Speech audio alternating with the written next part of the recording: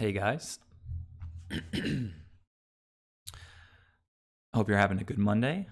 Excuse me, something in my throat.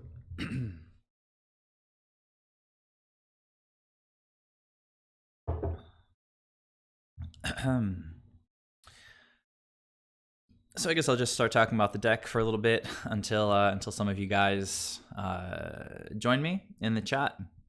At which point, I guess I'll jump into a league this evening and we'll sort of see how it goes. Still playing Rhinoherder, obviously. Banned. I was up until a day or two ago playing like a minor red splash, basically just crater maker in the main, as well as lightning helixes. That was, I guess, my like 6th iteration of the Bant, kind of with the splash build. Lightning Helix is pretty fun. I liked it a lot. But then somebody in the Discord mentioned Siege Rhino, and I hadn't thought about it in a long time. I played black a lot in Rhinoherder in the past, and Siege Rhino is really good. There's been just like a few tendencies I've been noticing with the deck. With 60 cards, I'd come to the conclusion that I didn't really like dorks because it didn't really feel like we were consistently ramping into anything. It was like, play a dork on turn 1, and then on turn 2, like what kind of 3-drop are you going to play? Maybe you'll play Eternal Witness and get back a fetch land. Maybe you'll play a Rhinoherder on turn 2, which can be good for sure. I'm starting to like that line a little bit more. But at a certain point, I was playing fewer Rhinoherders, and just like randomly jamming Night of Autumn on turn 2 didn't seem that amazing. So I was kind of off the dork plan, more in favor of just playing lots and lots of value cards. Like imagine instead of these dorks, we could be playing like a whole bunch of Wall of Blossoms and other things that draw cards and sort of keep us sort of churning through the deck. But now that we've got access to Urian with these 80 card lists, Urian is like a game plan every single time, and dorks fit that really nicely. So dorks also help us get like Court of Calling online sooner rather than later. So I have been enjoying running the dorks, and since starting to run more mana dorks, I've realized, we want more powerful things to do with that early game mana. So for a little while, I was running 4 Vensers. It felt really good against certain matchups, like Tron, for example. Like if you draw a Venser in the first few turns with some ramp, you could just keep them off meaningful mana for the rest of the game. And I've won against Tron a couple times in the last few days with exactly that plan. But when somebody mentioned Rhino in the Discord the other day, just made me think like maybe I can get rid of the lightning helixes, and as far as life gain goes, just basically staple the lightning helixes onto a big trampling creature like I had been doing in the past. So now I'm trying out 4 Siege Rhinos. Let's ramp, get a Siege Rhino out on turn 3, maybe ephemerate it, maybe go Rhinoherder into Siege Rhino, Rhinoherder into Siege Rhino into Urian. Just powerful stuff that some of the previous decks didn't really have, and it's really like Urian that's kind of like anchoring it all. So now that we have stuff to ramp into, I think dorks are correct. I really like Wall of Roots. I'm back on that. It's an excellent defensive option, slows down aggressive strategies, and provides obviously 2 mana towards Court of Calling. So sort of double ramp in that sense. Earlier today, I had a line where on turn 1 you play a dork, on turn 2 you play a land, a second land, and then you play like, what was it? I don't know, like Astrolabe with 1 mana, Wall of Roots with 2 other mana, and then use mana from Wall of Roots with Astrolabe to like blink something. It's just like Wall of Roots early game just like really gives you so much, I don't know, it just really accelerates the game plan. So I've been liking it quite a lot. Like going dork into Wall of Roots usually just like lets you cast tons and tons of stuff. That will let you cast Urian as early as turn 3. So anyhow, deck's been feeling good. It's pretty much, same old story. I'm definitely back on Uros at this point. I've been wanting to try 4, but I don't really want to spend $60 a pop for 2 more, so like another $120. Maybe at some point, but Uro is like rarely a bad card in your hand. It's even if you just cast it as a spell and that's it for the whole game, it's still pretty good. We're gaining life, drawing a card, putting a land on the battlefield. Sideboard, I think it's the same as last time. I might have replaced. I moved Crater Maker at some point into the sideboard, replaced something with an Eidolon of Rhetoric. There's just, we need something to be able to chord for against just straight up combo decks. And even if like the plan of chording for Eidolon is going to be too slow against like Neobrand most of the time, it's still nice to at least have an option that will just sort of shut down their game plan a little bit. Of course, they can always Pact of Negation it or whatever, but you need outs to those kinds of things. Like Eidolon is going to be like our biggest out against like Storm and Ad Nauseam.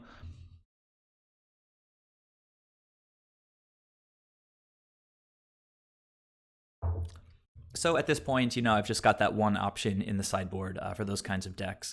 Magus of the Moon can also hit those decks. I think it did work against Ad Nauseam for me a couple days ago. Yeah, but then apart from that, it's just other basic choices. You've got some life gain or sort of anti-red cards with Auriok Champion, Burrington, and then Thragtusk down here. Collector Oof just doing an amazing job in a ton of matchups. Like speaking about Ad Nauseam, this guy just like won me a game against Ad Nauseam recently. Turns off Lotus Bloom, turns off Pentad Prism, and generally just makes them play a lot slower. In conclusion, this is the deck I'm going to be playing tonight. The 4 Veil of Summers really help against like the control matchups. Games can hinge on whether like a mid-game Cryptic Command resolves or does not, and so Veil of Summer can swing the game hard in your direction in those situations. Charming Prince has been clutch, being able to chord for him in response to like board wipes. You can chord for Charming Prince, tuck away an Eternal Witness, who will come back at the end of the opponent's turn, grab something from your graveyard, and just immediately start rebuilding on your next main phase. Today, actually against Tron, the opponent cracked an Oblivion Stone, and I chorded for Charming Prince to hide away Urian, who then, I untapped and I was able to attack and kill Ugin the Spirit Dragon. So Charming Prince, really nice card to have access to with Chord of Calling. It's one of those ones you rarely want to sideboard out because it's just such a nice, I guess, tool to have in the toolbox in pretty much any situation. So anyhow, I'm going to go ahead and jump into a league. I've been playing Qs with this deck. With my Soul Herder, because I'm just always tweaking it. I've been playing Qs for the last week or so. So we'll see how it feels in a league. It's like whenever I play Qs, it's always a really nice and like kind of diverse group of decks that I play against. Like you get some Tron, Ad Nauseam, Jund, Infect, just lots and lots of nice decks. But then nice, I mean Tron and Infect are not nice decks, but you get a variety. But I have a feeling as soon as I jump in here, I'm just going to like see Lurrus deck after Lurrus deck. So again, welcome to the stream tonight, guys. I am on Bant, Urian Soul Herder, with a tiny black splash for 4 Siege Rhinos. Another thing that I forgot to mention in my breakdown just then is I'm actually trying again 4 on Thin Ice, in totally in place of Path, because I've always been impressed with on Thin Ice, and sometimes it gets blown up and the opponent gets their creature back. Sometimes they blow up your land and they get their creature back, but most of the time you just cast it, and then if they play a better creature, you can just blink it with Urian later and then steal that big creature. I think I took like a Scavenging Ooze against Jund, and then later on I took a Kroxa. It's unfortunately definitely a mulligan. Hey DV, good to see you. So I mean, this is obviously an extremely weird hand, but rather than mulligan to 5, I mean, these are both going to replace themselves. They're both going to fix my mana. Like, my mana will be sorted for the rest of the game, and I can just sort of bottom one of these lands. Ugh, I don't really want to start on a multi 5, so I guess I'll keep this. And I guess we'll bottom the breeding pool. Let's see, what am I going to do with my lands? Or sort of forest into Astrolabe, and then forest into something. If not Astrolabe, if nothing else, and then I can get one of the Tangle lands. So I'll just bottom the breeding pool.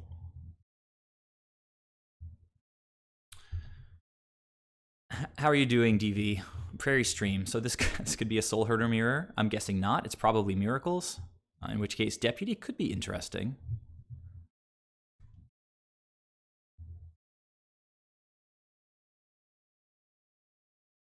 All right. Well, extremely awkward sequencing here.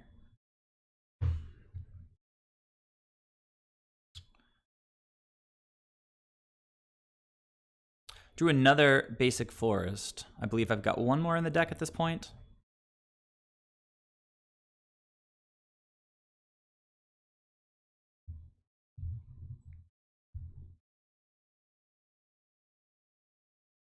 All right, well, I'm glad you're not sick, DV. Opponent really thinking, like, should they mono leak this Astrolabe? Probably not, and I'm flooding out pretty hard, but I mean, the hand was 4 lands and 2 Astrolabes. Opponent missing a land drop. Let's try to capitalize on this. Oh god, just lands. Oh, how ridiculous. Well, I'm one away from Urian. So I'll just play a fetch land here, and we'll thin the deck a little bit. This is a bummer that the opponent is stumbling and I can't capitalize at all.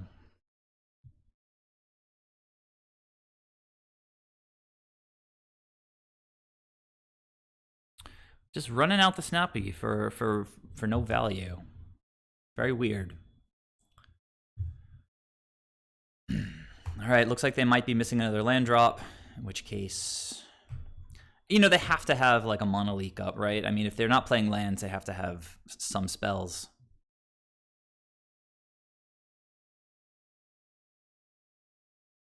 So Hallowed Fountain is the choice here.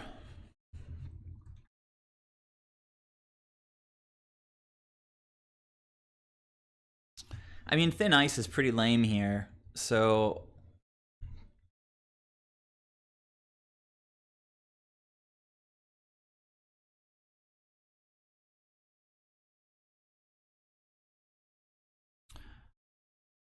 but I mean, I guess I do it and try to like draw a counter spell. Like, what else is on Thin Ice going to do? They're not going to have tons and tons of creatures. And if they do play an Uro at some point, I can just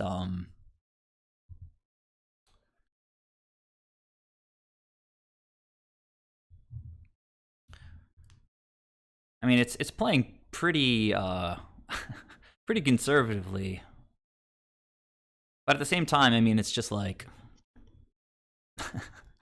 this is Mono League if I've ever seen it before.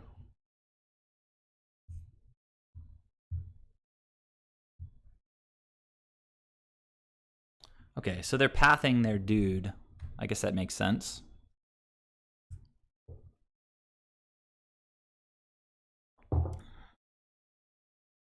And still no plays because I don't have any cards that I want to play. And Thin Ice has resolved.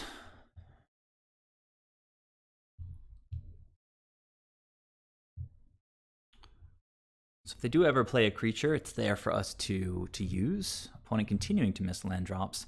I think if I don't draw anything, I'll probably... Well, you know what?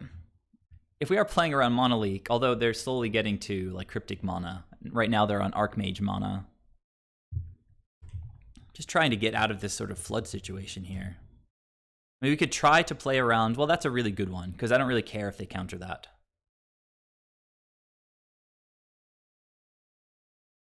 Try to play it a little bit fast.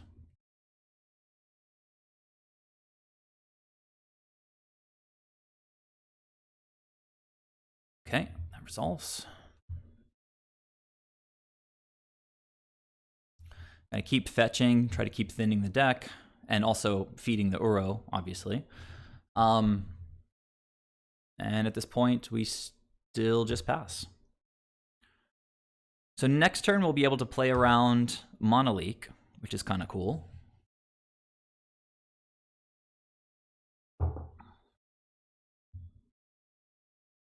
Maybe opponent casts Archmage Charm, drawing 2 cards.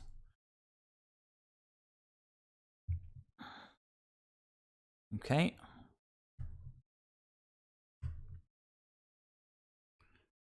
So I almost certainly have a 4th land here. Maybe it's Jace. Let's see what happens. Opt. We're basically like, we got all the lands in our deck, like in our hand or on the battlefield. Still not hitting a land, and I'm still not doing anything. Uro was a great one because that plays into counters very nicely. We're 2 cards away from getting to Uro. Go ahead and get my last shock out of the deck.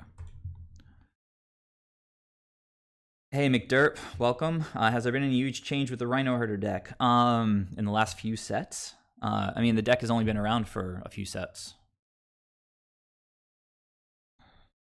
And Rhinoherder, what is going on with the lands tonight? Deck.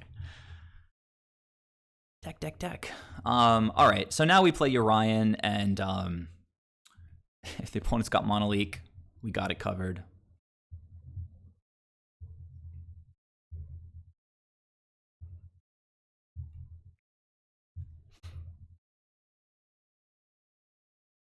What a weird game this has been so far. I mean, are they going to Logic Not Me? I mean, this does look like it could be, what am I thinking? Miracles. But instead of Path, I don't know. Let's see.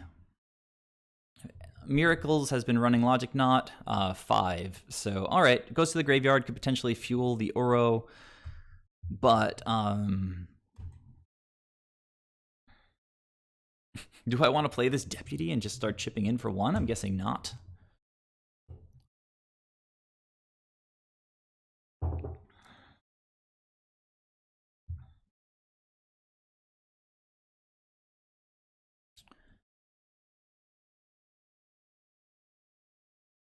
I mean, this is really ridiculous that like I'm not capitalizing at all.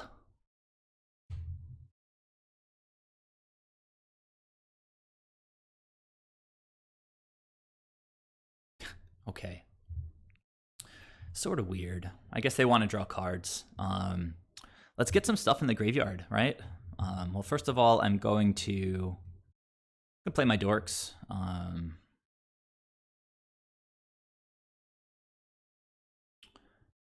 And if we play right into a Supreme Verdict, that just puts stuff in the graveyard for Uro.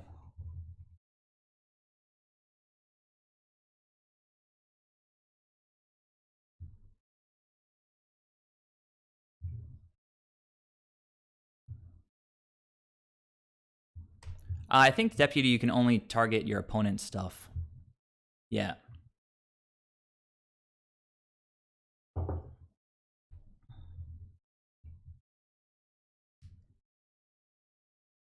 Opponent, putting it second from the top, and I'm going to gain some life. Nice. I like gaining life. If opponent bounces, I mean, it doesn't draw a land. Teferi is just toast here. But now they're kind of forced into like pathing a hierarch.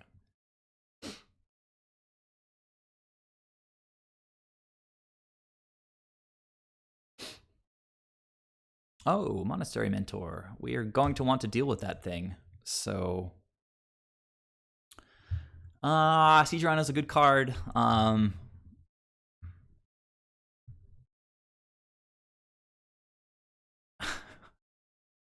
But man, I need Urian right now. Like, where are all my Eternal Witnesses and my Chords and everything else? At this point, if the opponent plays a Wrath, we're actually, you know, they're going to kill their mentor, which makes me think maybe they don't play too many Wraths in the main deck. You can't complain about drawing Siege Rhino, but it's after I've drawn like 1,800 lands. Attack with Hierarch. If they block, I can Uro. I kind of like that, actually. That's pretty smart. Pretty smart. I mean, Hierarch's not doing anything, right? Very smart.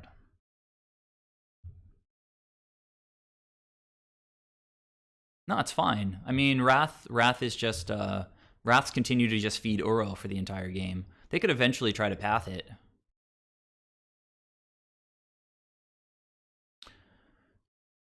I mean, this is a little bit...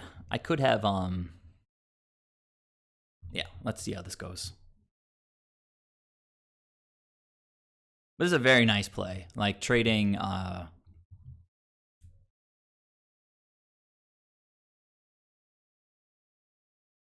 just did that. Ugh, I hate how it does Flooded Grove. Blue. There we go. No, that's not... Okay, whatever. Whatever.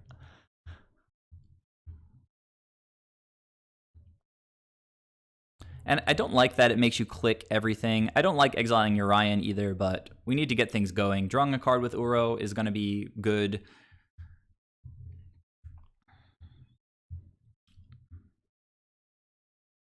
Oh yeah, we knew that card was going to come up. All right, I mean, if they have the Wrath, that means Mentor's out of the picture. This game could take forever. I need to make sure that I stay sort of ahead on time. Or close on time. Opponent gets Path on top of the deck. They just tick up to Ferry. They haven't drawn the Path yet. They cast Serum Visions, which will let them draw the Path. I imagine it's going to Path Uro. We do have a second Uro in the deck for those of you who missed the deck sort of summary at the beginning. So Path in hand, opponent scrying. They went bottom top. And they go to attacks. So we know they have a Path in hand, which is kind of weird if they let me untap, since I very easily could have counterspells, even though I don't right now. So this On Thin Ice is never gonna be useful, since your Ryan is out of the picture. He's been exiled.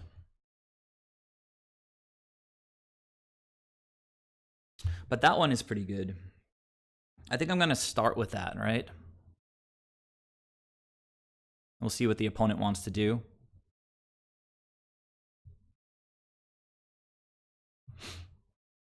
They could bounce my land if they have a Cryptic. That would be kind of cool. But then they'd kind of tap out. Maybe they bounce something and tap my team.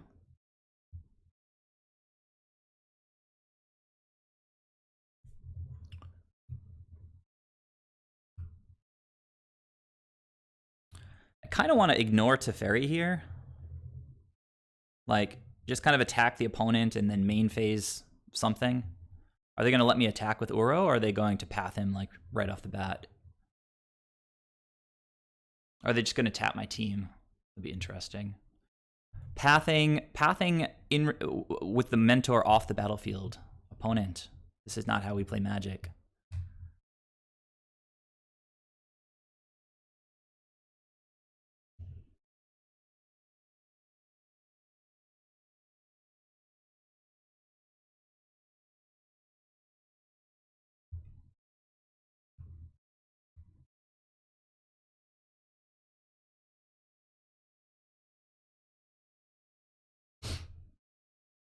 Hey Swizzy, welcome to the stream. Yeah, I'm gonna try to Deputy. Opponent should know that this is the card I have in my hand right now.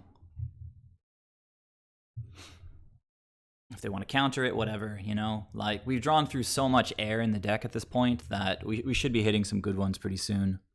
All right, so using an Archmage's Charm, that's fine by me.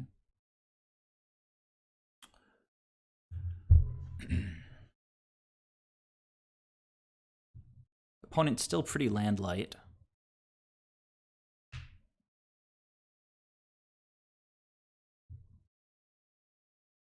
I'm at 27 life from Uro and Siege Rhinos.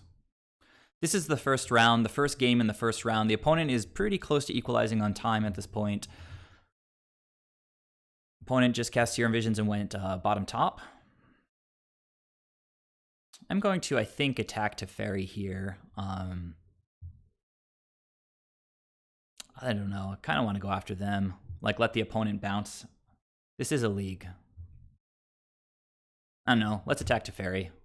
Sort of a little bit of this, a little bit of that. I thought I was going to have Deputy on Teferi, but the opponent countered it. Looks like this is getting through. Nah, they're gonna cast something and opt or something like that to keep Teferi alive. You want to keep that monk token, opponent. Come on, get Teferi out of here. Sweet. Which means I can cast Ice Fang on the opponent's turn.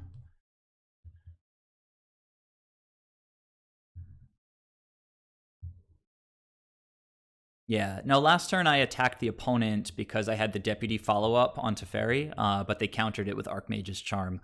So that changed the math a little bit for me on this turn.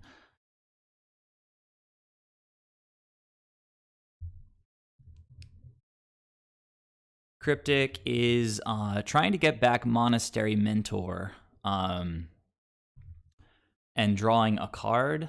Not too much. I guess I might as well try to play the Coatl now. And maybe I draw like a chord and I can Venser the Cryptic command or something. Eternal Witness is a good one, but it's got to wait.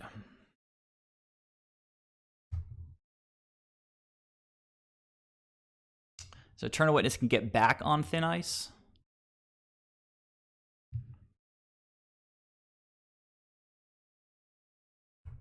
Opponent cracking a fetch land right off the bat. I guess they're getting a Sanctuary. They got a Sanctuary. Okay, they're putting a Path on the top. So that's sitting on top of the deck. And they cast Jace. Fair enough. Like when the opponent taps fairly low. We can Eternal Witness Deputy and just hit the tokens.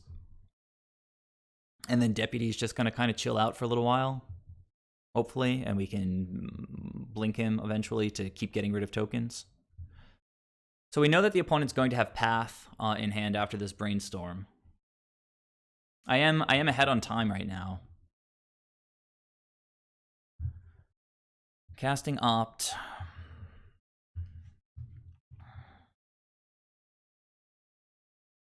So I'll take damage from one of the Monk tokens. I can't imagine they're going to get in with a Mentor with the Ice Fang here, unless they want to Path the Ice Fang, which seems like wildly aggressive. Yeah.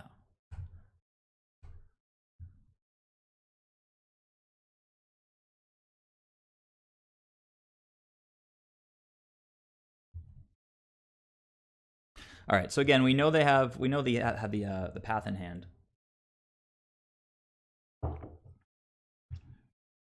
You think I just lose now? I don't know. That's a little bit drastic, I think.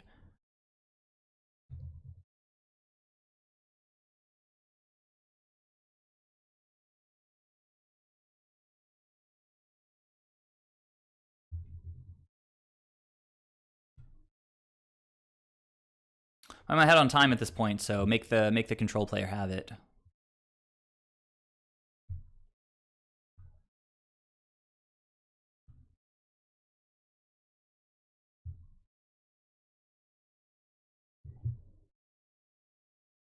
I'm gonna have no lands in my deck pretty soon. And the opponent is down to 1 land here. I mean, I've drawn such air this game, like all game long.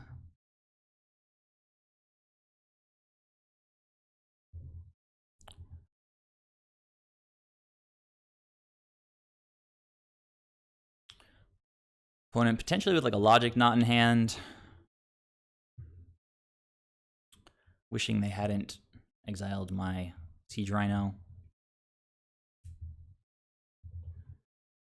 Just gonna hit the tokens. They can Path one in response. Be sort of savvy, but... Alright. Game on.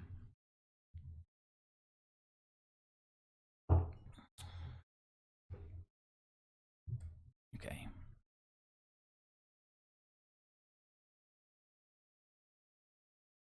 We've got Chord for... anything? Soulherder, I guess.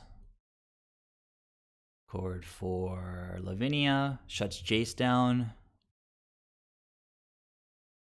Okay, this is fine.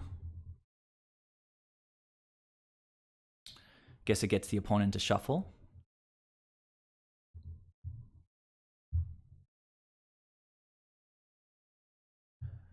Okay, Narset. I guess Soul Herder keeps the deputy, getting rid of these monk tokens. A Hierarch, even off the top, would be kind of lethal against Jace. They just drew an Oust, though. I'm not going to be able to draw more cards on my turn, so I got to be careful about that.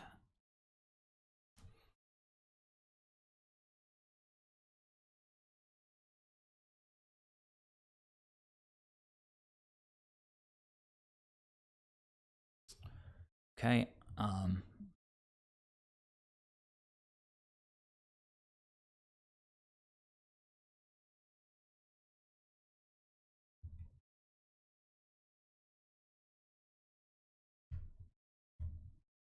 Probably should have attacked with the deputy, too. That was kind of poor.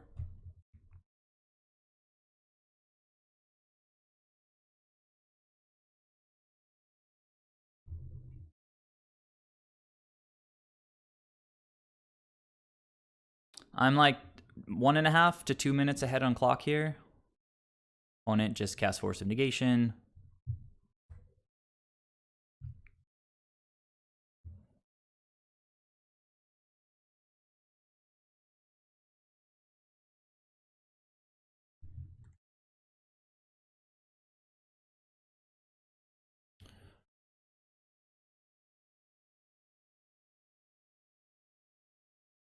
It's a little bit unfortunate that they that Urian got exiled for Uro so early, but then we haven't been drawing Eternal Witnesses really, and the Eternal Witness getting back Deputy was actually pretty great.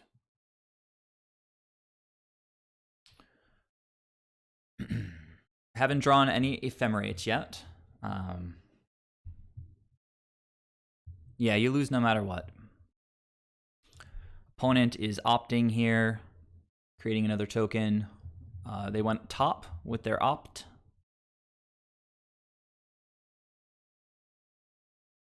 I believe this is the Serum Visions that they just got off of Narset.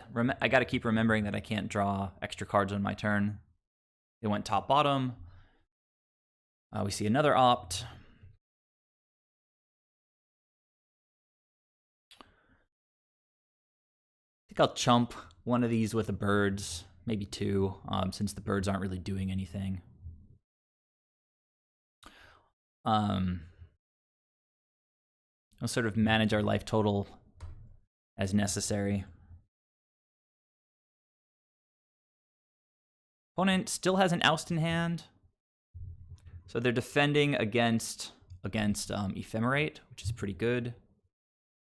I'll leave back the... Oh, wait. Let's... I think I'll try to get in at Jace here. Like, why not? They could have a handful of gas. I've got a couple chump blockers back here. They have to have something in hand to deal. They have the Oust, it's true. So, well, they have a Path and an Oust. Okay, so at this point, it's just playing with clock. Like, just F6ing, like, not trying to actively slow the opponent down. But they have maneuvered into a pretty winning position here.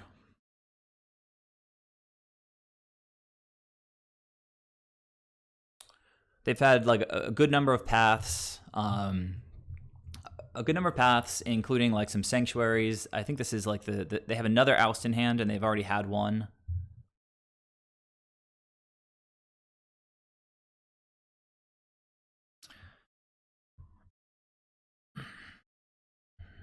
I am gonna run to the bathroom after this game.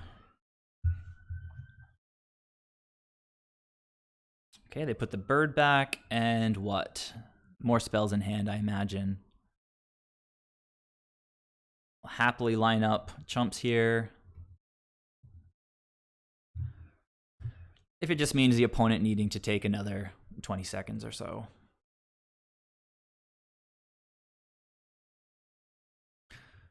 Okay.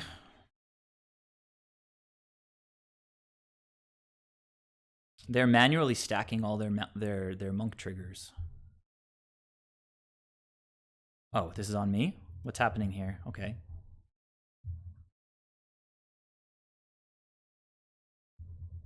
Okay, now the opponent, I guess, knows how many basics I have. I think this is lethal, so, oh, I'm at 1. That's cool. More time off the clock.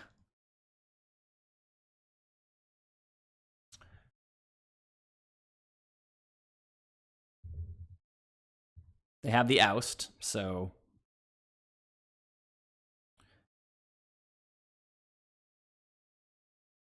make him cast spells.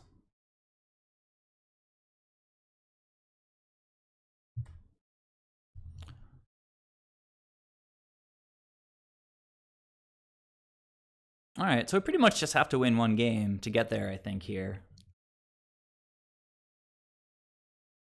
So start thinking about how we could play differently in game 2.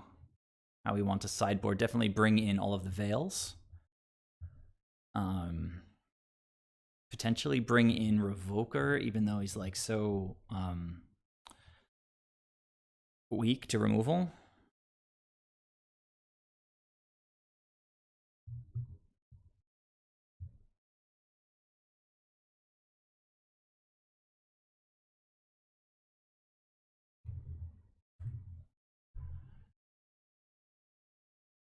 All right, cool. So let's sideboard real quick. I'm going to run to the bathroom, and we'll start with exactly 4.5 more minutes than the opponent. So oust is sorcery. That's good to know. See you back in a bit, McDerp. All right, let's get those Veils in here. I believe we do want Scavenging Ooze. Magus probably not amazing in the matchup.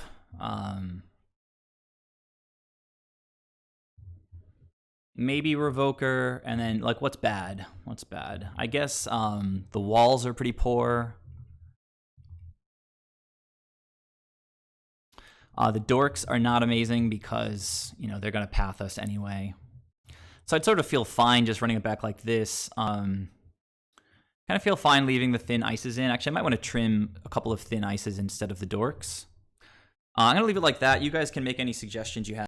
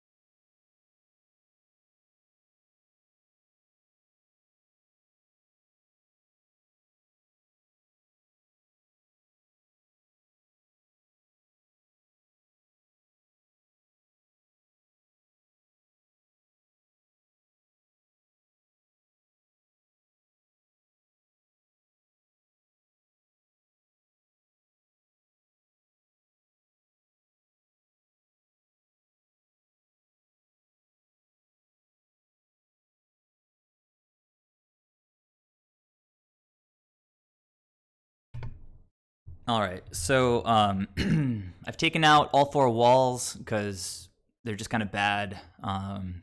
Took out 2 on thin ices, brought in 4 Veils, Skoos, and Revoker. Revoker just trying to gain us like a turn or something like that against like a Jace.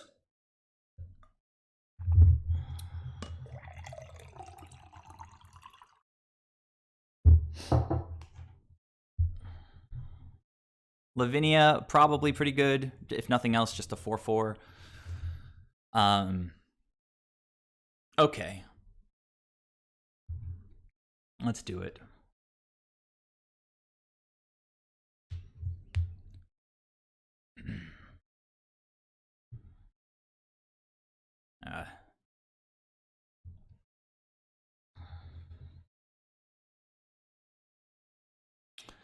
I'm going to keep this.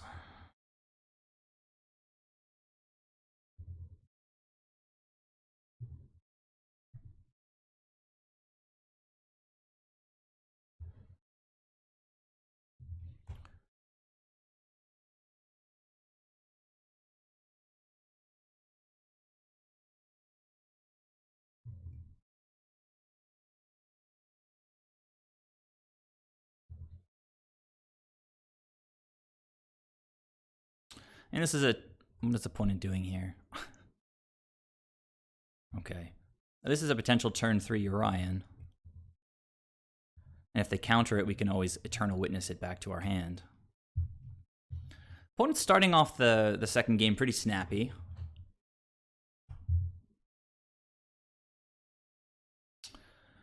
Soul Herder, probably not yet, I guess.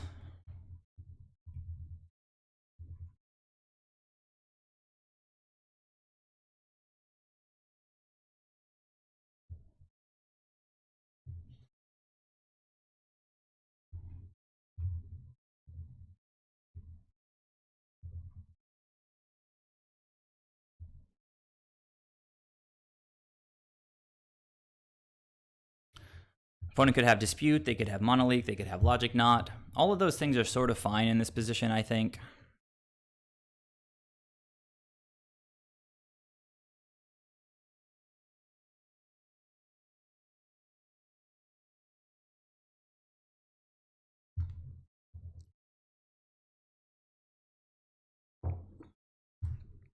This looks like Teferi here.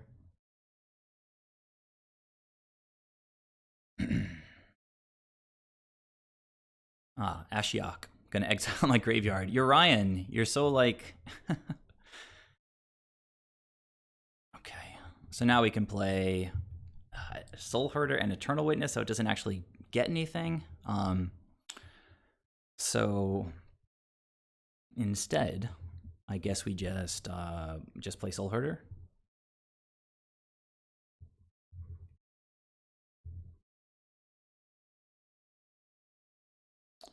Could see playing out an Eternal Witness as a beater, but don't really like it too much.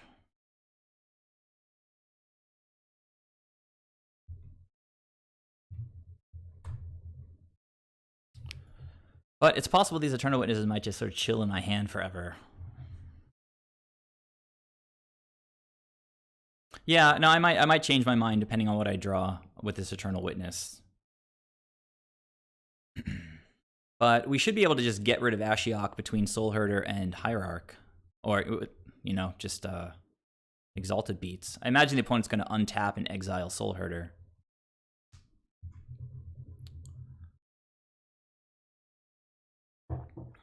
What got exiled? Lavinia got exiled. That's a good one to remember. I remember Lavinia got exiled in the beginning of one of the like a game against Prowess, and I went to get her and I couldn't find her. Charming Prince also. Some really important singletons.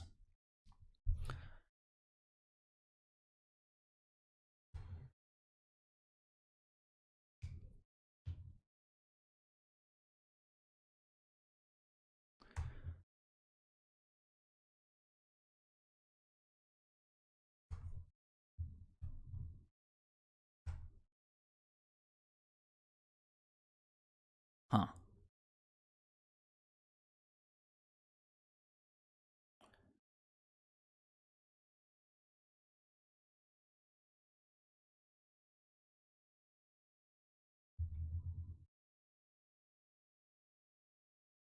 What? Come on. There we go.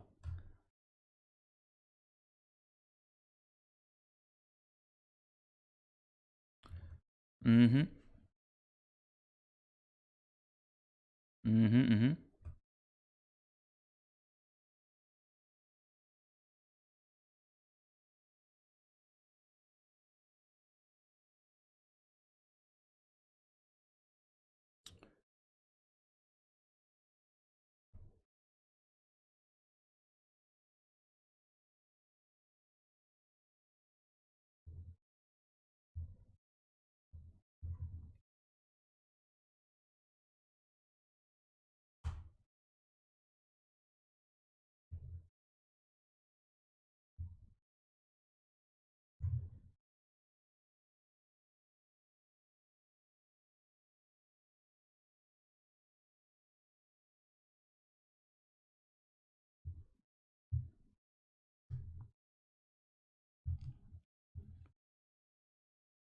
Also have to remember that fetches are offline.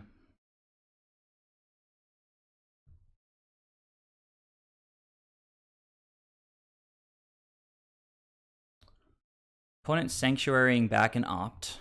So that's their next draw. Cast a Jace.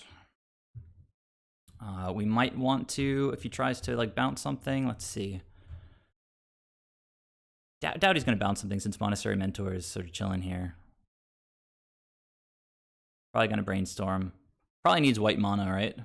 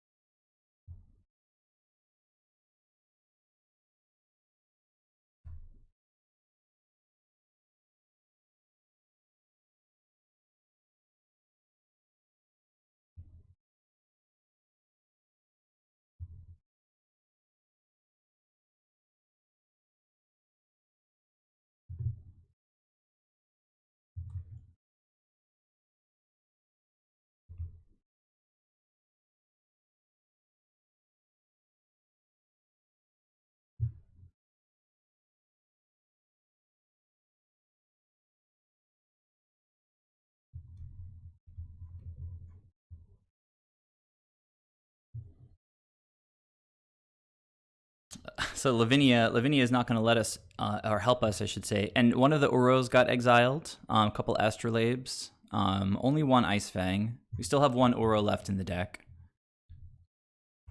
Opponent just brainstormed with Jace. Yuck.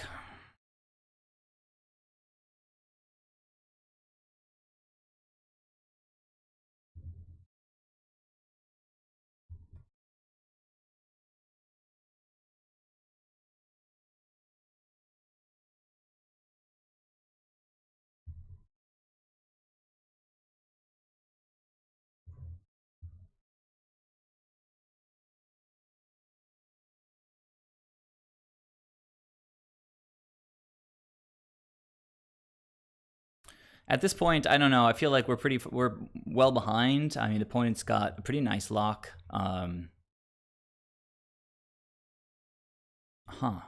Interesting.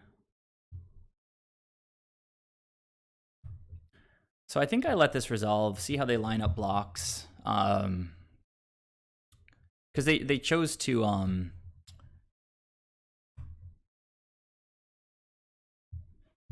let's see.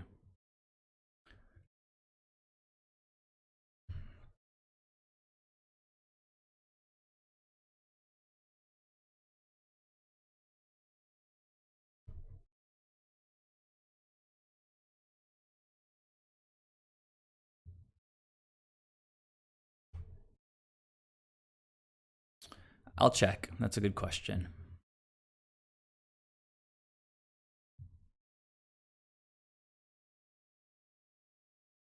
Mystical Dispute.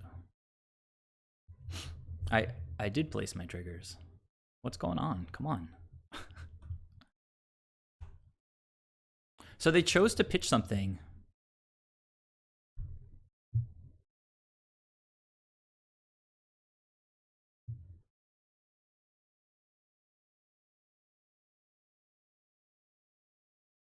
They put a card to the bottom with Opt. Drawing 2 cards. Ashiok actually doing a really good job here. You know what though? I probably should have just been, maybe I get in with birds with Exalted. But opponent has 6 cards in hand at this point. I think this one might just be lost.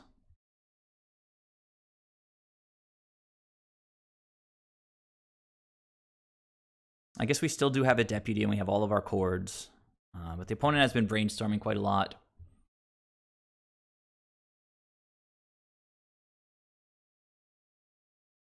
I can try to sort of bait something with an ephemerate block. But I don't know. Can't see that getting too far. So, I mean, I don't think it matters too much here.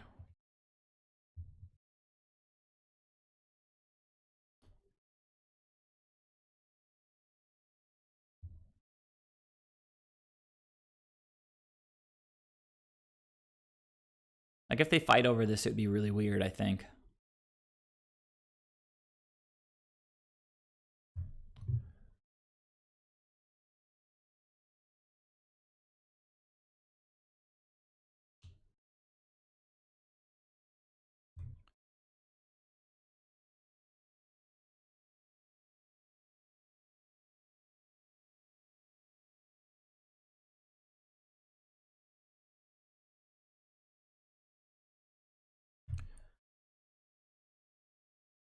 So, I mean, deputy would be clutch here. Or even just any of my 4 chords would be nice.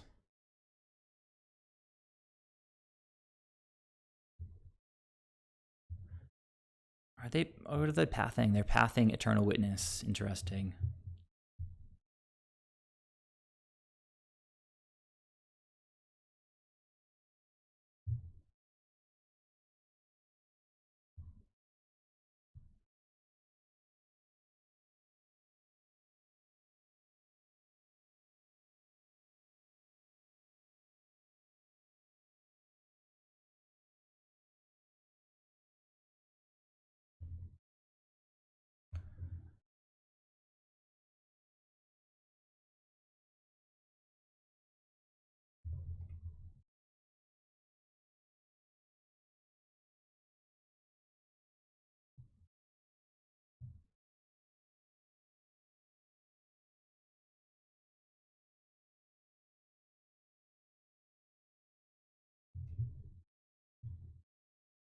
Oh wait, I need to attack Ashiok to turn on chord. Then I'll blink the birds in case I just want to block with it maybe. Yeah, I just saw what you said.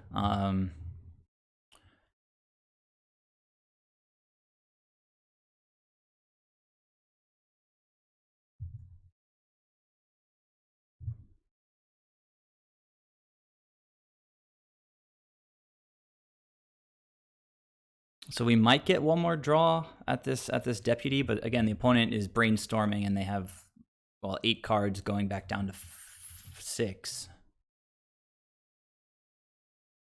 Monastery Mentor has just been doing work against us. I think I might have boarded out some of these thin ices, and it's probably just a mistake. Live and learn. It's been kind of like a annoying first round. I haven't drawn any of my veils. I haven't drawn any chords.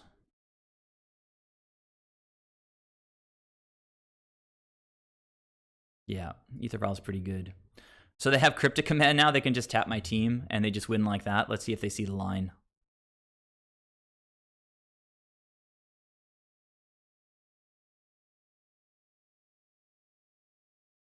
They do, but I do have an Ephemerate that I can use to blink and have a sneaky blocker. They definitely have like another opt or something they can cast.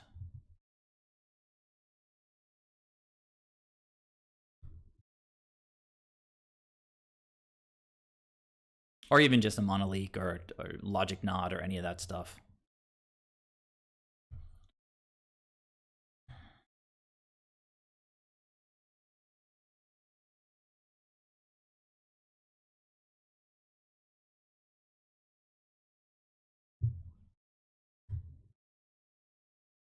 Path, Oust, Monolith, Logic Knot.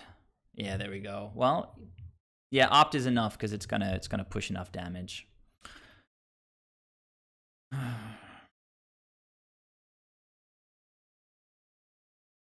I didn't draw any coatls.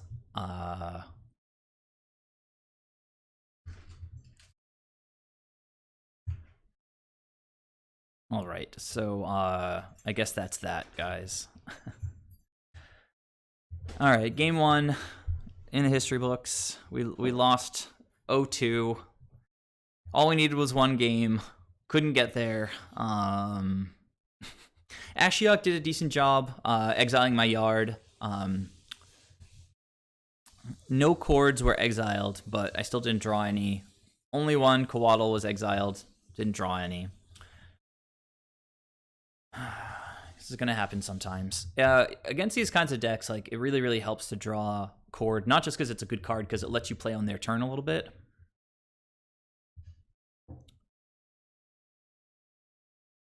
I think I was ahead like 5 minutes on the clock in that match, so we can be proud of that.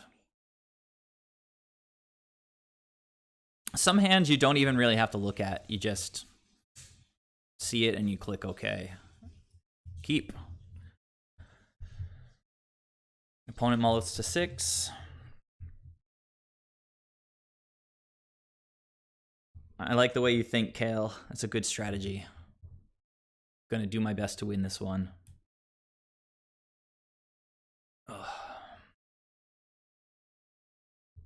So, Vista. Opponent kept their 6.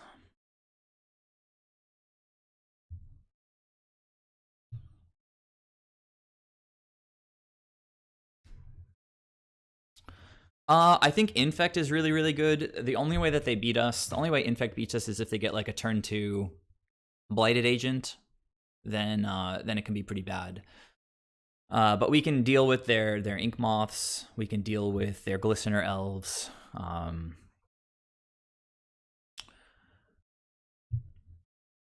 Opponent doesn't have a companion here, but it looks like they're...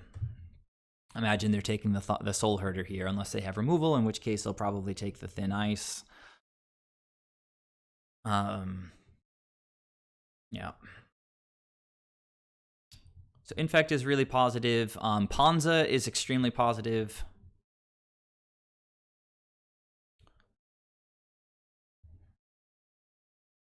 So Wall of Roots would be nice off the top, I guess. Would give us the turn 3. Actually, we got the turn 3 anyway. Urian. Hey! Makes up for some of the garbage I drew in the last match.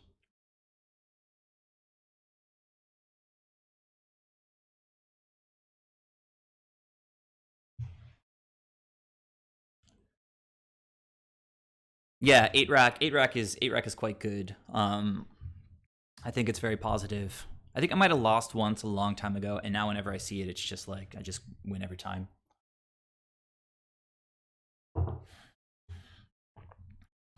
Welcome to the stream, everybody. Thanks for joining me tonight. Looks like we're playing just against good old Jund. If they just jam a creature here, it's just amazing for us. I guess they could go Ren in 6, but it still doesn't really do very much.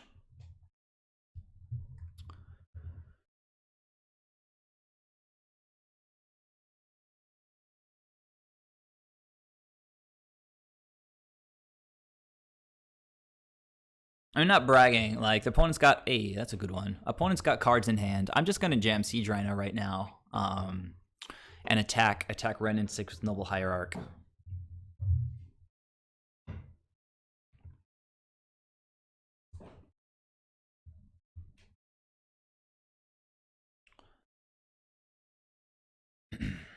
Possible they ping Noble Hierarch and I don't draw another land. Maybe they can bolt the Wall of Roots, but if nothing happens next turn, and I can just cast Urian onto this board.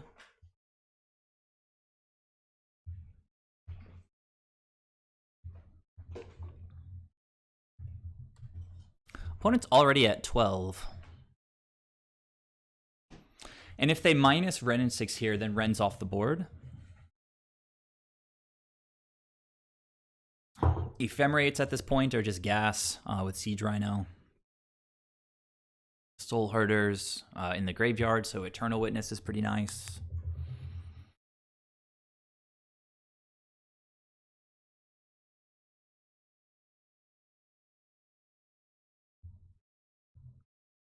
Yeah, I mean, I think, Swizzy, you were probably with me for one of the streams where I played against, like, I think it was a Niv like a Niv Urian deck, and they played a lot of probably just 4 Oath of Kayas. Okay, Tarmogoyf. Not so bad. So land off the top is probably optimal here, unless opponent just pushes like Wall of Roots.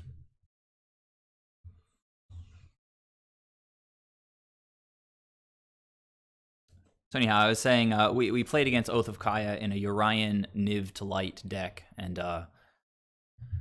okay. So opponent's gotten rid of the last card from my hand. Lands off the top of the deck are all gas. Ephemerate is pretty decent-ish, though this Tarmogoyf is annoyingly large.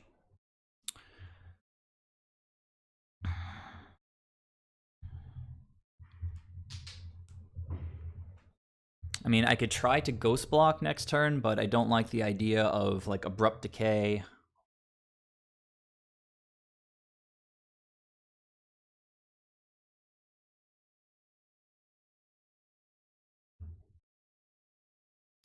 But, I mean, we typically hold Ephemerate for... to interact on the stack, I think. I don't want to just blindly run it out right now.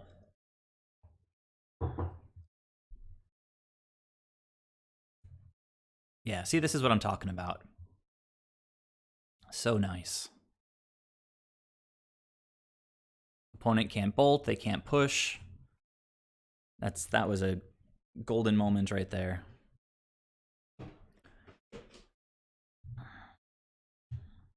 Opponent can't really attack with Tarmogoyf either. I'm assuming they don't have a land in hand, since they probably would have played it first. You're attacking. This just seems poor.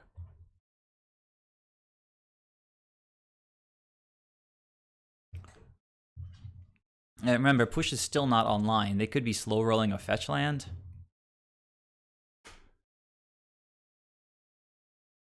Nah, no fetch land.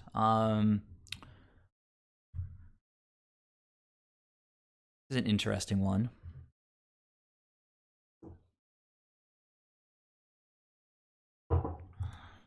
So, I mean, I like getting Ephemerate in the yard, so I'm going to blink the Rhino. Could also just blink Wall of Roots. That was another possibility to keep it. Opponent just concedes. I don't think they realize that I can't attack this turn. Seems like a premature scoop, particularly since they don't have, since they must have like 2 spells in their hand since they didn't play a land. But we got paired against Jund opponent. Seemed to take some suboptimal lines. We're in the losers bracket in round 2 here.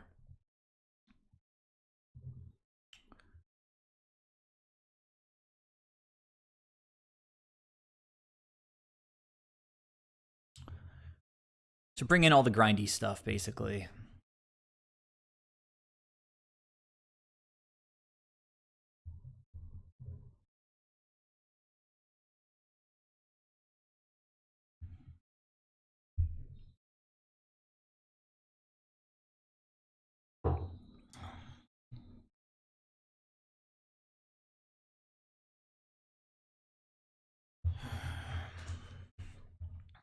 Sometimes I bring in Stonehorn, but we didn't really see too much out of the opponent's deck there. We'll leave Lavinia in, and that's probably enough for me. We're going to trim some dorks. I like it too. I like it too. I might bring it in because I think we're going to trim dorks because I want to minimize the amount of air in the deck in this matchup. Like, we're not really trying to ramp. And also they just die to Ren and 6. I think I'll just trim all the dorks, honestly. Sort of part of the mana base, but I actually haven't gone down from 29 lands, and that's what I was on when I was on 0 dorks, I think. So they're also fixing though, so maybe I'll keep 2 of them in just cuz. Knight doesn't really do much. Trim Knight. I love Uro. Uro's like the best against Jund. I'm gonna make them remove the Soul Herders. I think I'll keep them in.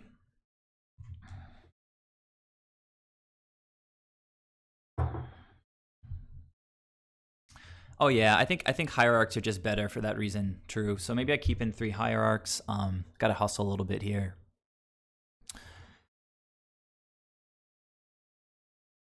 Maybe I'll trim one herder. Venser's not great against Jund. I don't like tempo kind of stuff against Jund. What if I bring in the Stonehorn and bring, like, cut something else? Cut one more Soul Herder. Maybe cut Deputy. I'll trim one Hierarch, and I'll leave Deputy. We'll bring it like that. No, Magus is awesome, man. Magus is great against Jund. Faust, I used to have like 3 or 4 Auriok champions, but Modern's so broad. You can't just jam like 4 of, I don't know, just because prowess is popular. It's a fine card. Running 4 of it is, you're gonna win some games because of that. But we run Court of Calling, so in general, singletons out of the sideboard are pretty good with Cord. I have to mulligan this.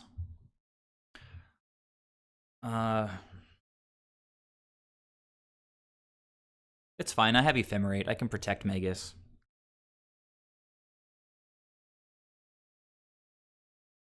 Oh, much better.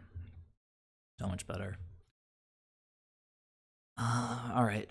So opponent kept 6. I'm gonna keep 6, and I'm gonna bottom the basic plains. Gonna start off with like a basic forest, probably.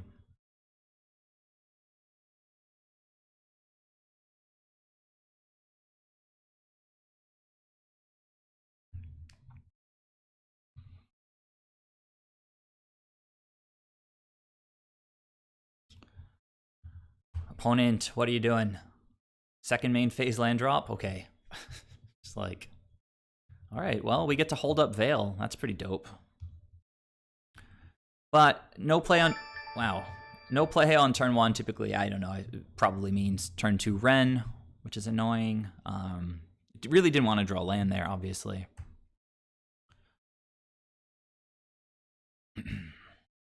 But we don't have any, no Astrolabes in hand right now, so like I might want to get black with this other Windswept Heath.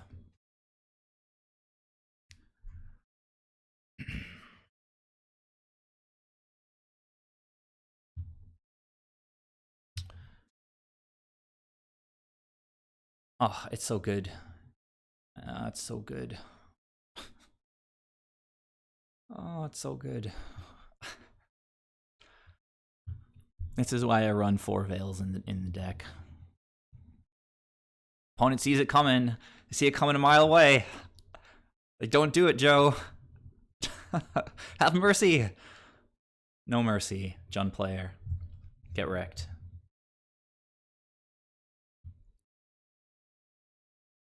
Oh, and I drew the basic planes that I bottomed. Sweet. Value. Gas. Well, we've got Urian mana, that's for sure. Jesus Christ. Sometimes my deck is like so ridiculous with the flood. I'm gonna play a fetch just so I don't draw more lands. Also fills up the graveyard for Uro. But now I can't get black unless I shock myself right now, which seems bad. Blah. Maybe not the best.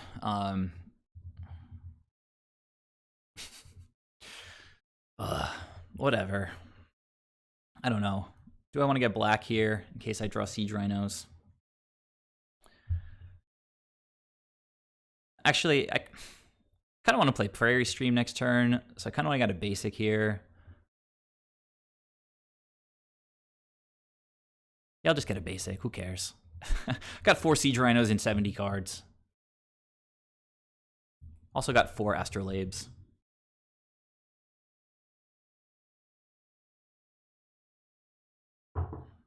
Oh man, if they Lily here, that's kind of obnoxious.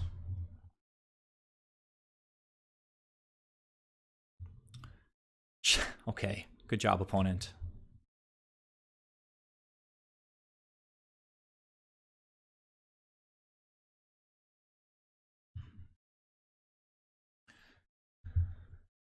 All right.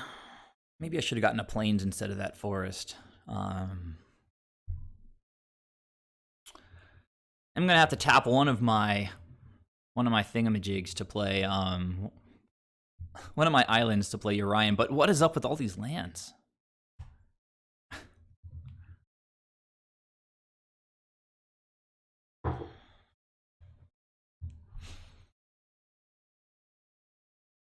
If they try to kill my Wall of Roots, I can ephemerate it, which just seems kind of stupid, but I'll do it. Don't make me do it, opponent. Oh, this is Monday Night Comedy at the round 2. Opponent. There's that black mana I was talking about.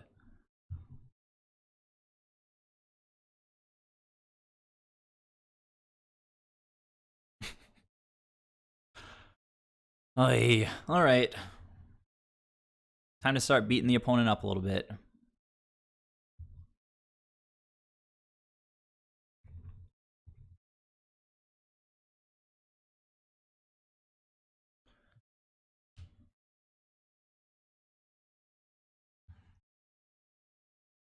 Reset this Wall of Roots, which is pure value.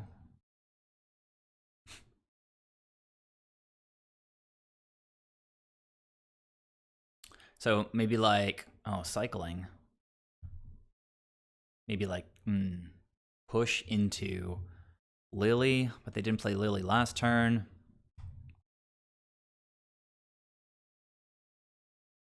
Yeah, this happens sometimes.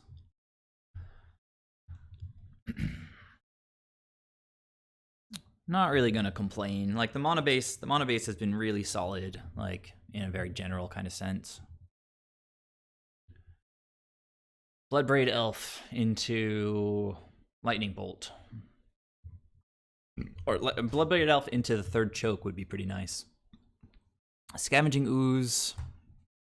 It's kind of not very threatening. Tarmogoyf, Assassin's Trophy. Yeah, I wish I could ephemerate, but I can't. It just goes to the graveyard, though. And I get a land. That's nice. So I think I'll just get this other basic plains, because I've got, like, infinite green mana in my hand. Alright, deck, no land? One time? Land. Alright,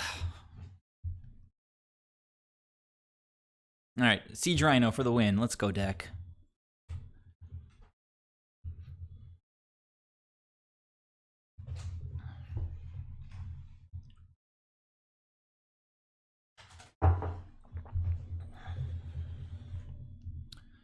Maybe opponent will tap out for Bloodbraid Elf and forget to eat the Urian.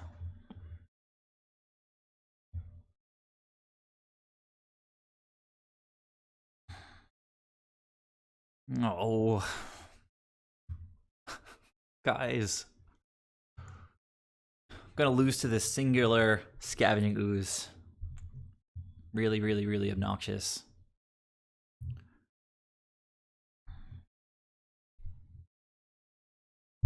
Whoa, watch that microphone. Oh, the weirdest draws. The weirdest draws. Well, we can start blinking their attack stubs. Yeah, I can go get like a Temple Garden with this Misty Rainforest. Just thin the deck a little bit. No attacks for you, opponent.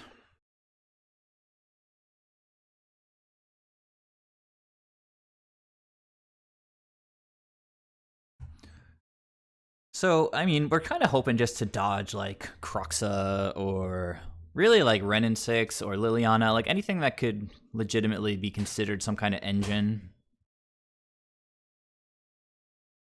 How many lands have we drawn? A lot. Like, look at how many non-lands we've drawn is like a better way to calculate this. Liliana. No me gusta. No me gusta.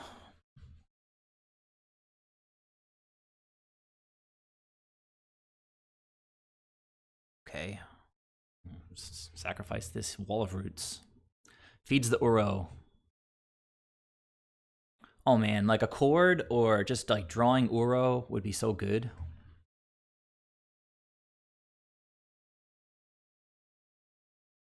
I don't know, even like deputy or anything random like that.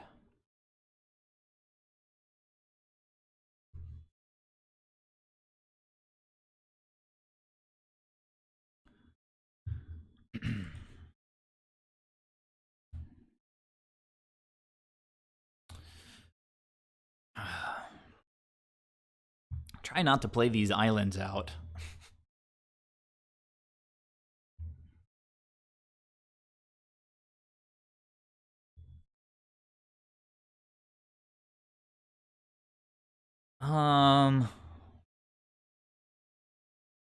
Yeah, I don't know. Maybe I go like Ephemerate and then I'll try to like push in response, or maybe like Assassin's Trophy and then I can Veil of Summer and just blow them out.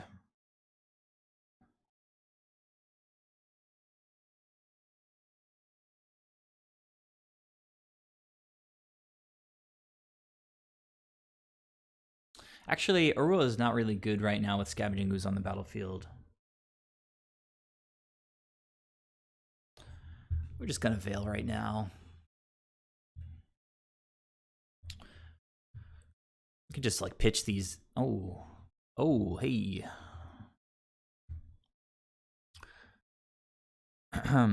Unfortunately, the Liliana's, maybe they don't want to pitch whatever the last card in their hand is. I'm gonna let them attack. Like, I don't care if they want to attack.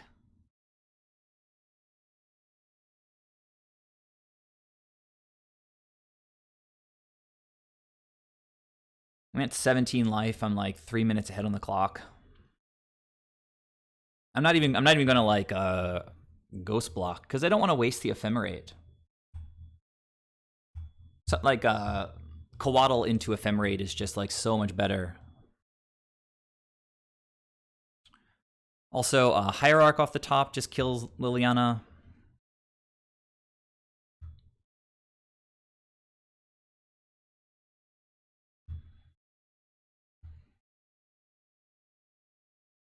Nice.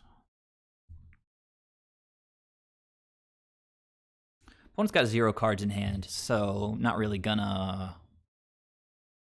Actually, so let's do it like this, right? I put it on this useless island over here. That's cool. Island is good for something. Get rid of the Skoos. Let's see what they eat in response. They'll probably eat the 2 Veils and get back a land or something with Eternal Witness. Opponent can make me sacrifice a creature, but not really, because I guess I'll attack Liliana here.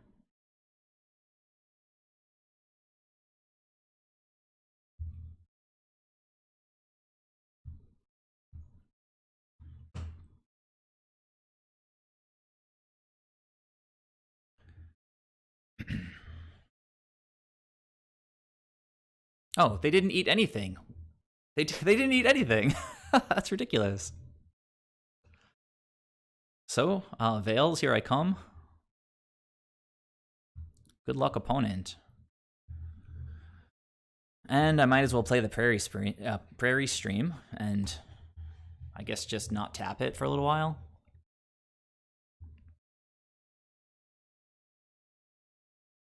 Oh, you know what? That was a little stupid. Could have just pitched the Prairie Stream.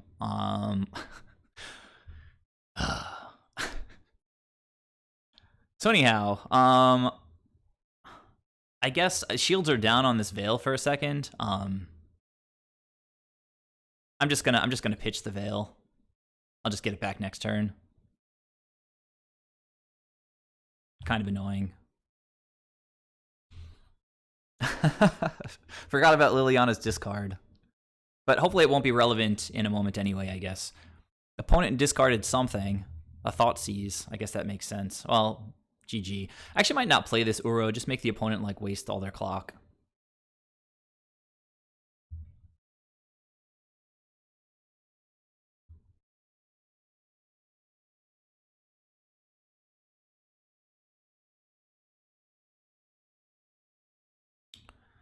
So yeah, I'm just gonna pass the turn. Like, give the opponent some hope here.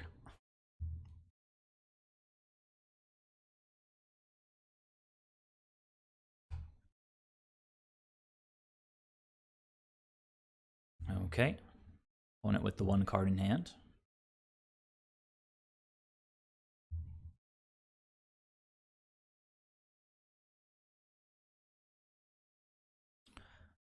I'll play out this Wall of Roots.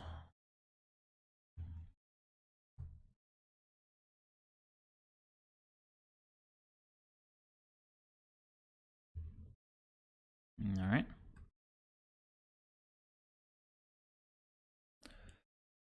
The slow burn.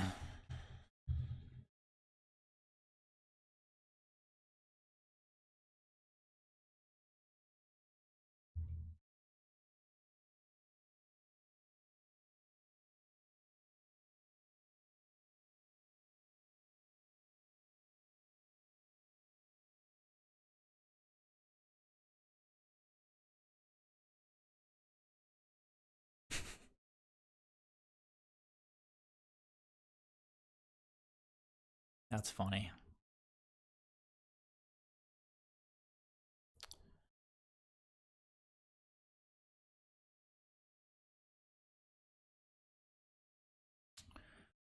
Opponent thinking. Thinking.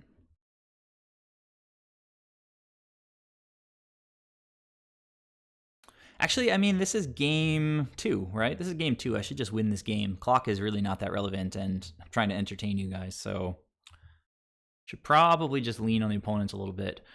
I'm going to attack, and then I'm going to play Deputy on these chokes.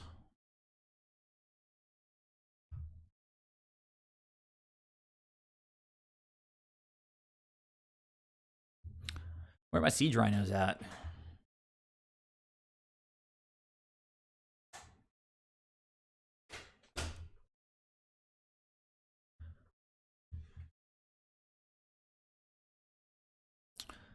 So no more blue mana, so I just gotta hang out for a little while.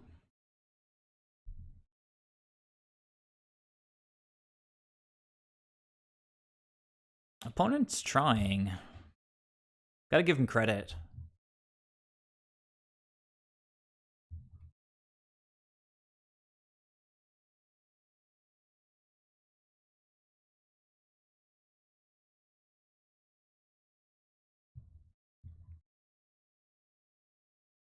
Restoration Angel, that's a nice draw.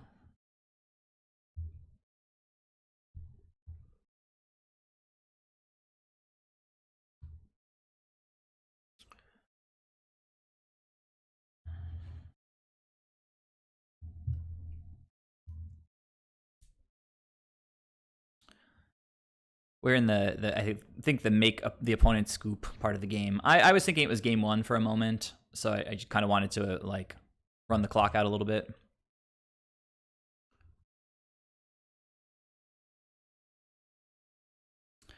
Don't have mana to escape Uro.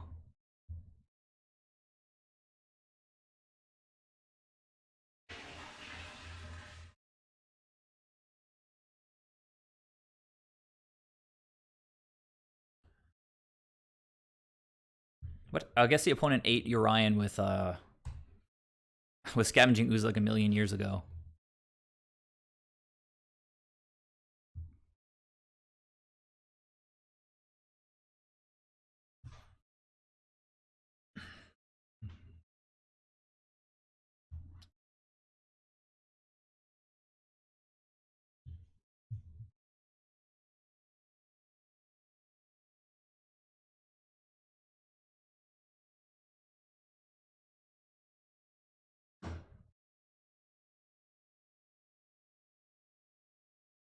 So I have Veil and Ephemerate up, and the opponent just scooped. I mean, at a certain point, there was literally nothing they could draw into.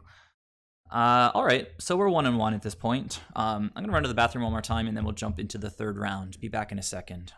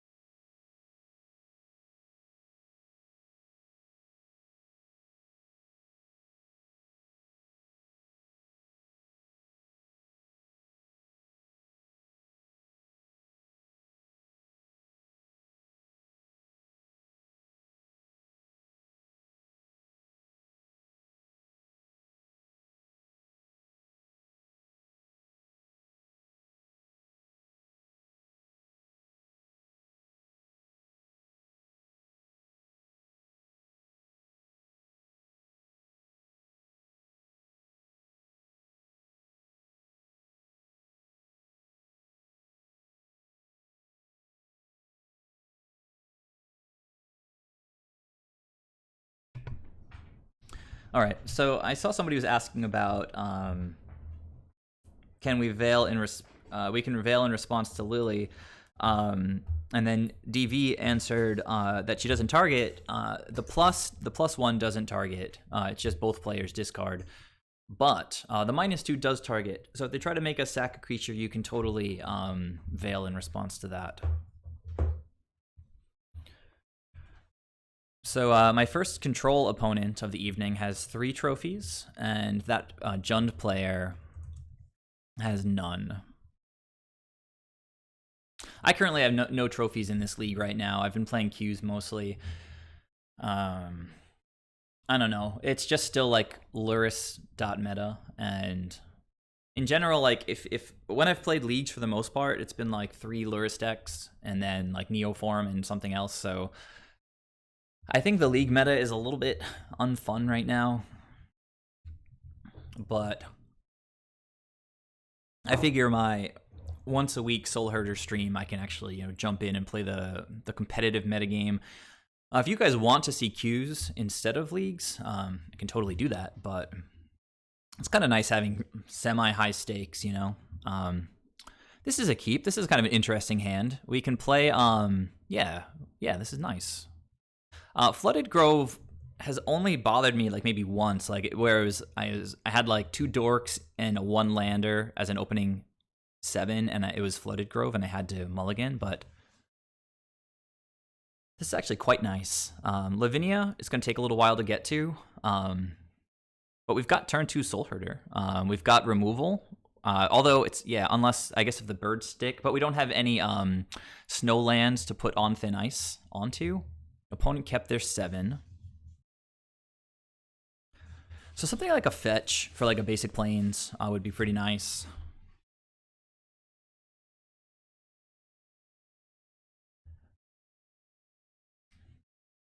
This guy's name is David D. Panda. David D. Panda.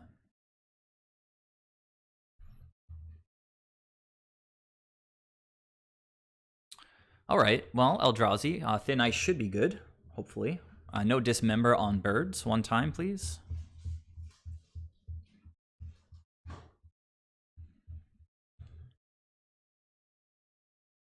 Dismember on the birds. Here it comes. Good job, opponent. Maybe they're watching my stream. Like one of you 7 people is David D. Panda. Huh. I think this is just better than Ice Fang right now. We still need some white mana, but we're doing pretty well. No turn 2 Thought Knot, please. So these 2 cards over here need white mana. Mind Stone, all right, so we're both just ramping a little bit. Cruising towards Orion. Really want a land on the next draw step. White land, actually. Really want a white land. Can't cast that. All right, well, I am going to main phase this Coatl.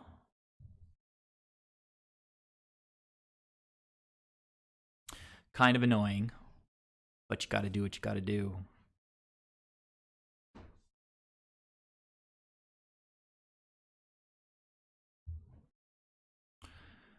Basic plains, 1 time.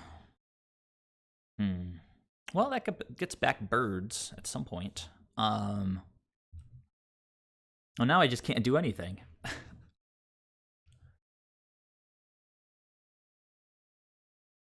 Annoying. All right. Ice Fang Coatl, years away from getting Death Touch online. Opponent currently with 4 Eldrazi mana, 3 non-Eldrazi mana. Honestly, I don't really care what they take from my hand at this point, if they want to Thought Knot me. No. Well, they could still Thought Knot me if they get another Eldrazi Temple. Yeah, alright. So be it. I imagine they sort of have... If they don't take on Thin Ice, it's like... It's pretty risky, I think, for them.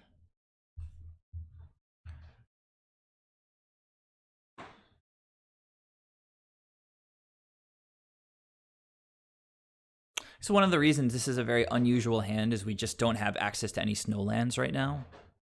It's very very abnormal, very atypical. I mean, maybe they take the Witness. Witness is a good card. I think the last thing they would take is probably Lavinia. How you guys doing? Hanging in there? How have you all found the Soul Herder matchup to be against Eldrazi Tron? I feel like in general it's pretty good. Like we can get stuff like Venser with Cord, but this started off looking really good. They dismembered my birds, and then we didn't draw any lands. Okay, they took Soul Herder. It's interesting. Interesting choice opponent.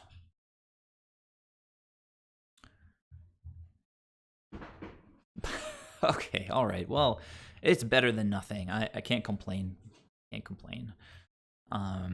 We can still draw a land next turn and play Urian, or just play on Thin Ice or something. Still super duper far from Death Touch. Not sure how that works. Okay, there we go. MTGO is so weird. And I don't think I'd block with Ice Fang here, so I'm just going to attack.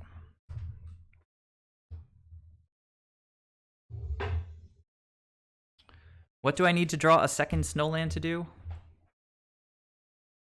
I need to draw any Snowland. Any Snowland. I'm not sure what you're talking about, DZ. Any Snowland for Astrolabe or Thin Ice. Yeah, no, I know that. Did you just tune in? I've been talking about that all game.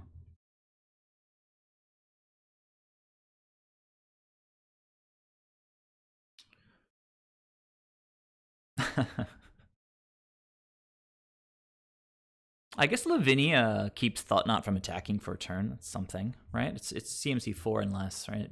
Yeah.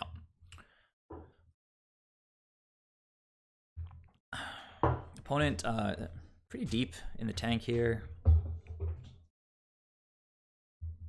I mean, we've got like an infinite number of fetch lands in the deck. No, it's all good. I really appreciate the input. It's just that I have been waiting for a Snowland for that. Both of these cards, actually. But even a non-Snowland lets us cast Urian next turn, which is decent value. Actually, not getting, I guess a fetch would let us get it back with Eternal Witness, which would be pretty sweet. So like a fetch would be beautiful next turn.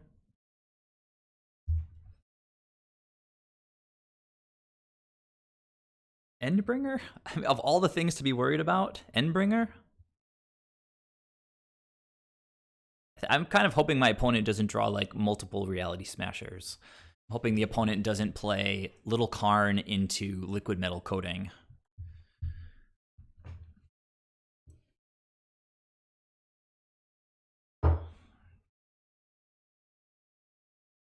Like Reality Smasher here is just pretty gross. It's possible the opponent is, I mean, they've got 6 Eldrazi mana, 4 non-Eldrazi mana, so they're not casting any Ugins at this point yet.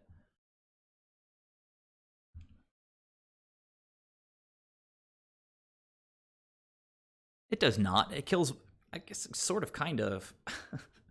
I guess it kills 2 things. Kills 2 things, and then it keeps pinging 0-1s, but it comes in with Summoning Sickness. So there's that. I mean, it wouldn't be great for us, but we can always just draw any fetch or any Snowland and just exile it right away. So, yeah. When I saw Endbringer spoiled a long time ago, I guess it was like Battle for Zendikar or something like that. I thought it was going to be a big deal, so I bought like 20 of them or something like that. Karn. Yucky. All right, so land gets rid of Thought-Knot, and then we kill Karn. That would be pretty cool, actually. So, Any snowland next turn to get rid of Karn. Get rid of Thought-Knot and get rid of Karn. Ah, no, they just ticked up. Pretty smart play, I guess. They can probably attack in now if they feel like it. I guess not. So what do we got? Not a snowland, but it's good for your Ryan, I guess.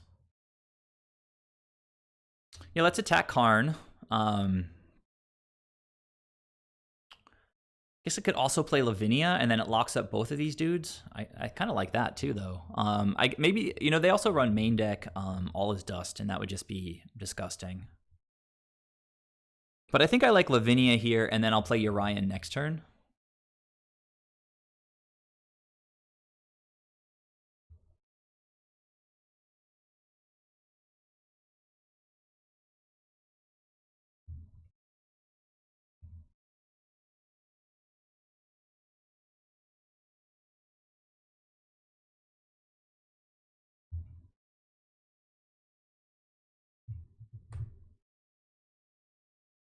So opponent did know about this Lavinia. Totally possible they're just like very cleverly playing, like I'm playing like right into their plan or something.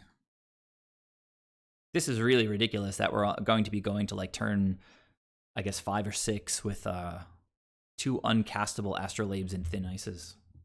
Literally never had this happen before. Nice timing on the Wall of Roots as well. If I get to untap and cast Urian. Aw, geez. Don't cast All Is Dust, please. I mean, like, another Thought-Knot would just be really funny. Because our hand is just such trash right now. Up. Actually, I don't have All Is Dust because Mind Stone can't be activated. That's funny. Okay. Walking Ballista, X equals 2. Wait. No, it can't activate because it's on. Right. Okay. So Ephemerate is interesting. Very interesting. I think I just have to cast Urian like without hesitation here. If they try to kill the Wall of Roots, I could always Ephemerate it. Let's see. Let's just see what happens. I don't think I'll get in a good attack here. Either way, until I blink Lavinia, and it's I can't undo this anyway. Because I already added the counter. So I was thinking I might want to Ephemerate and attack, but they've got the Ballista. So whatever. Let's just cast Urian.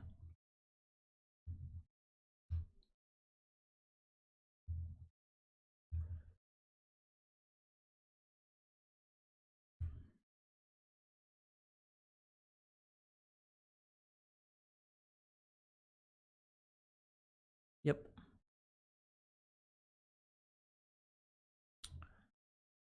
Not being able to get this Astrolabe down is really kind of annoying, right? We'd have such beautiful mana with Astrolabe and Ephemerate. I mean, if Astrolabe and Wall of Roots being able to just like filter the green mana. Opponent's thinking before I even put the ability onto the stack here. Or rather, before I resolve the ability. Which makes sense, actually, because I think that once I've chosen my creatures, they can't respond. It's an interesting choice to go after Witness since there's nothing in the graveyard. I can't say I blame the opponent. It's a pretty good target.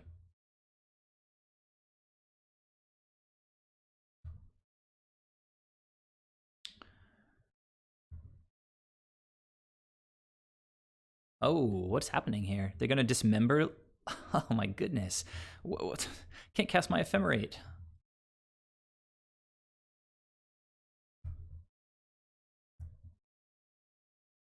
All right, well, we get to recharge the Wall of Roots. Yay.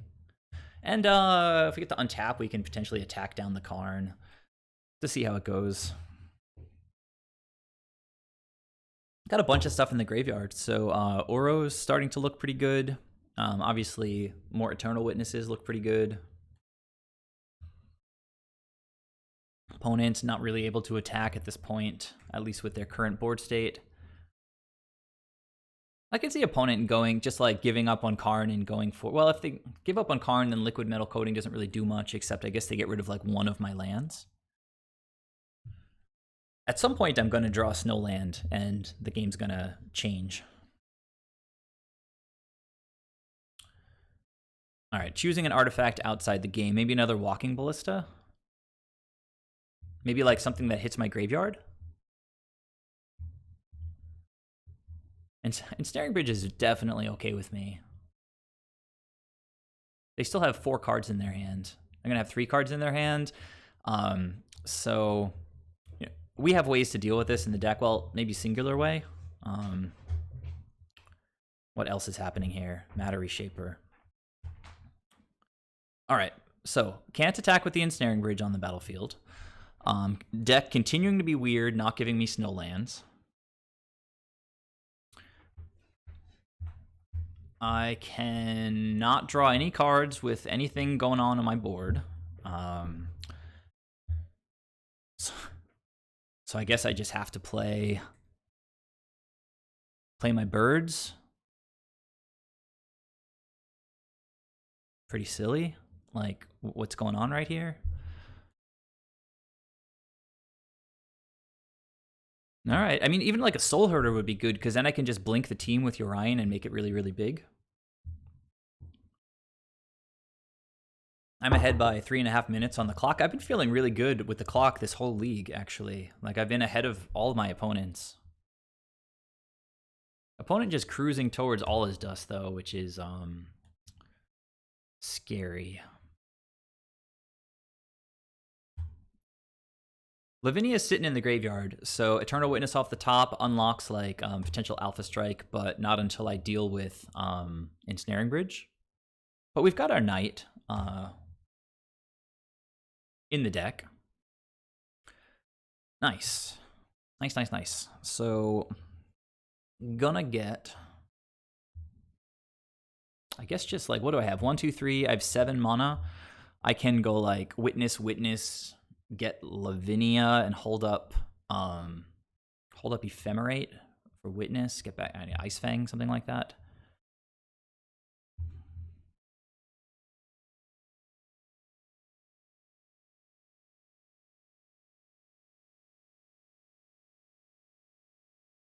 Yes, Karn is definitely asymmetrical.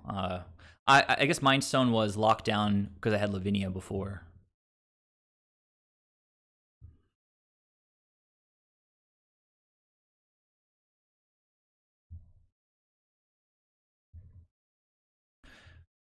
So, starting to build up for some kind of Alpha Strike in the future. Actually, if I get back Ice Fang, I can cast it next turn if the opponent doesn't do anything. And then I've always got Ephemerate up to grab Lavinia when I need it. All right, pass the turn. Don't waste time. Opponents, I imagine they have to cycle their Mind Stone here, right?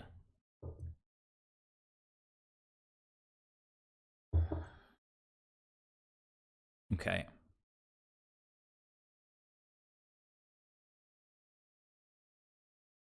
All right, what does opponent know about? I think they know about these two. I think the only thing they don't know about is the Ephemerate.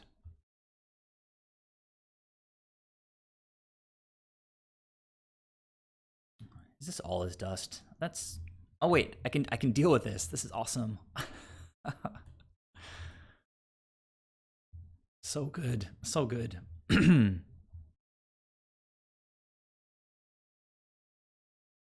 So amazing. I love it.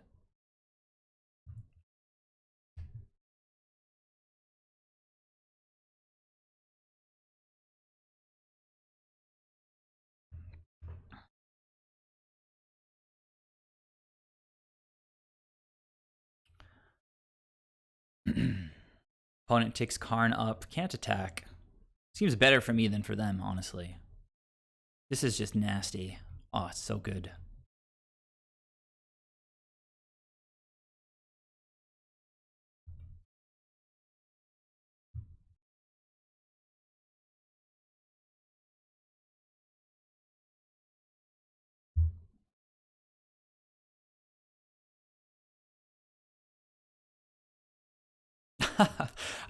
I've like never played around all his dust like so beautifully. That was incredible.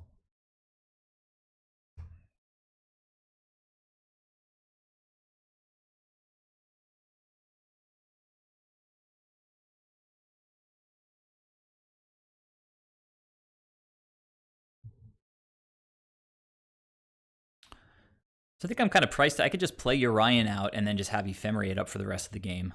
Hey, Snowland. That's nice.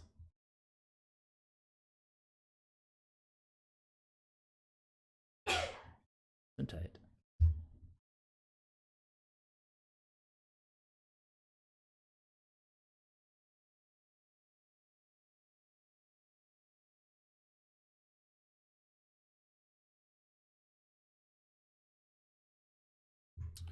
Okay. 1, 2.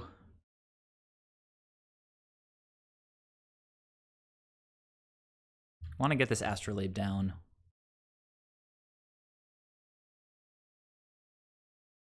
Oh wait, I can't use it. I can't use it. It's just gonna draw me a card.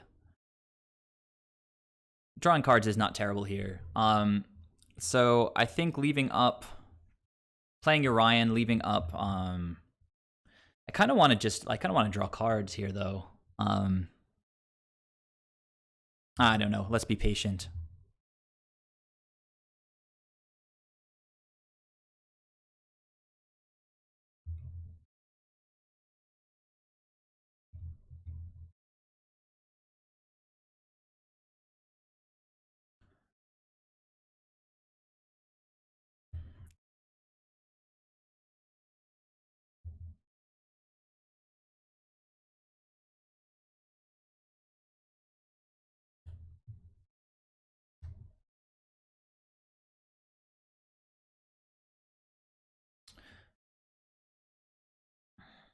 If I draw a Hierarch, we have beats in the air.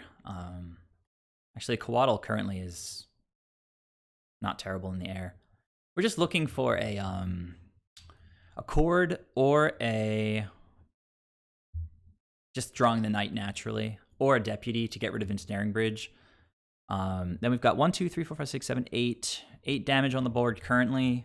Soon to be a bit more with Lavinia on the board. Opponent choosing more artifacts. Maybe they just get a relic. Okay, whatever. That's not very impressive. They do have 2 cards in hand. If they pass the turn, we can play Lavinia and attack with the Eternal Witnesses. Unless they're like instant speed things.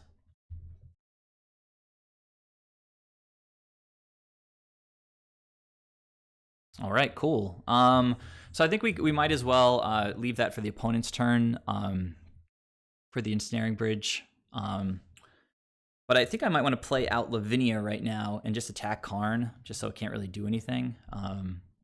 You know what?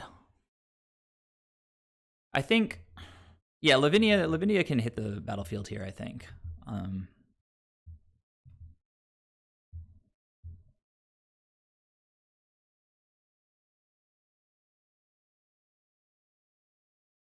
Wait, what is going on here? Oh, magic.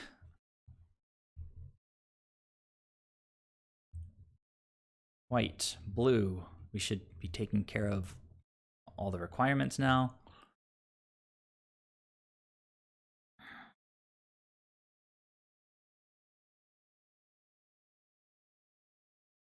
So let's see if the opponent has an instant in their hand.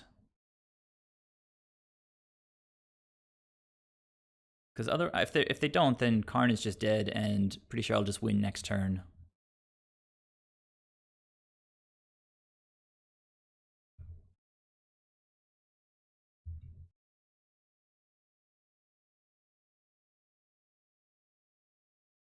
All right, they let me attack. It's pretty weird.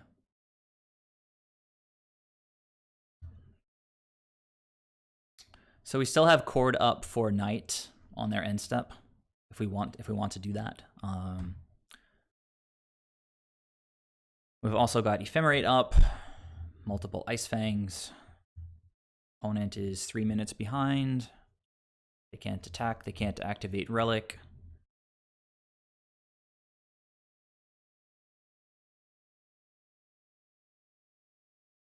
We haven't seen so many Siege Rhinos this evening. Kind of nice, actually, that we're in a good position in this game. The opponent hasn't seen Siege Rhino yet, so that it's definitely a nice out to Ensnaring Bridge. They can activate that right now if they want to.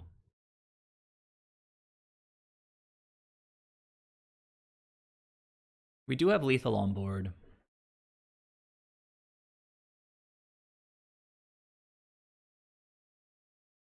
And oh, well, it's another Karn. I was going to say we can 1, 2, 3, 4, 5, 6, 7.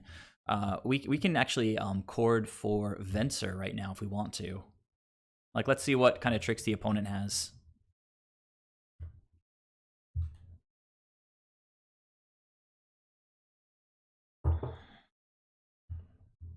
Mystic Forge. I don't know. Not really feeling that. So we can just play. We can get Venser and bounce that thing. Honestly, I don't know if it matters. Just lets them play things off the top. They have no more mana, so let it resolve. Actually, the thing is, we have to ephemerate to just win next turn. If we're trying to blink Lavinia.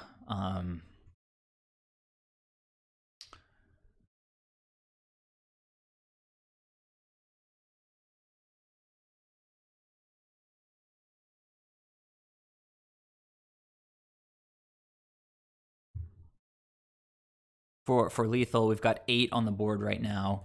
I might just want to get power on the board, so I'll just go get Knight to blow this up. Knight will be 10 on the board. Knight's not.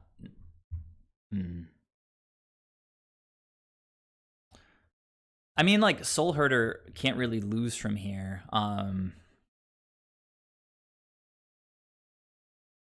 So I think maybe I'll just let's see. I think I can probably start by blinking an Eternal Witness. Oh wait, that doesn't work. I need to cast. I'm gonna cast Chord. Wait a sec. I'm letting the opponent catch up on time here, which is kind of lame.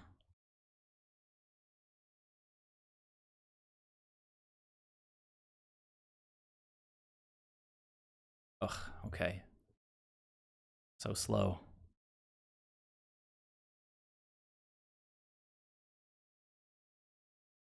And we are going to get Knight of Autumn for sure. Gonna blow this thing up.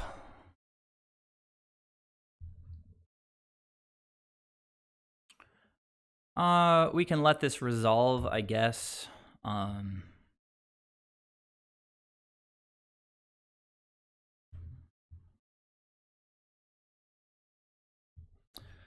And now I will ephemerate Eternal Witness. Get back Chord. I can Chord for Siege Rhino. And end this farce.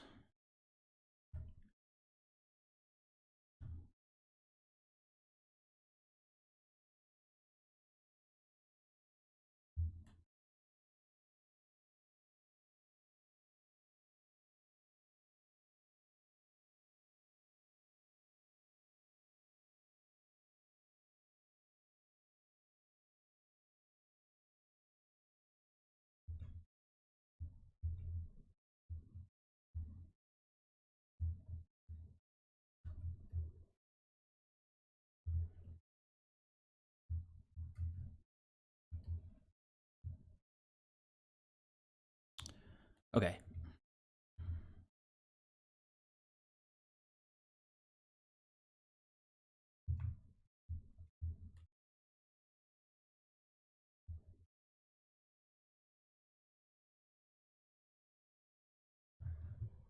All right. Well, I did let the opponent catch up a little on time there, but we are still ahead by about a minute and a half.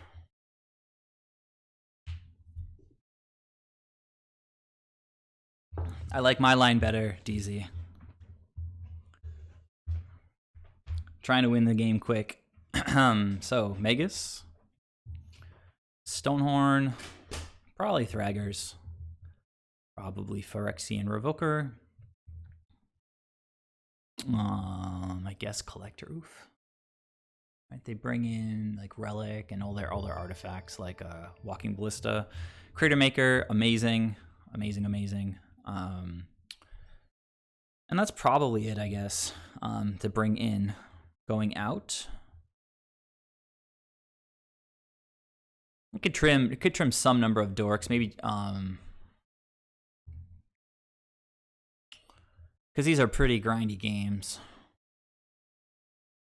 It was amazing how we were able to play around all his dust that game. Soul Herder is gas. Knight is good. Deputy's good. Oro's good. All this stuff is good. So let's trim some more air, I guess. You know, we could trim some astrolabes, maybe just 2 because of Karn.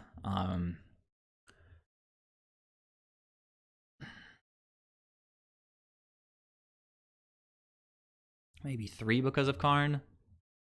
And I'm going to submit the deck and run to the bathroom. I drink so much water during these streams.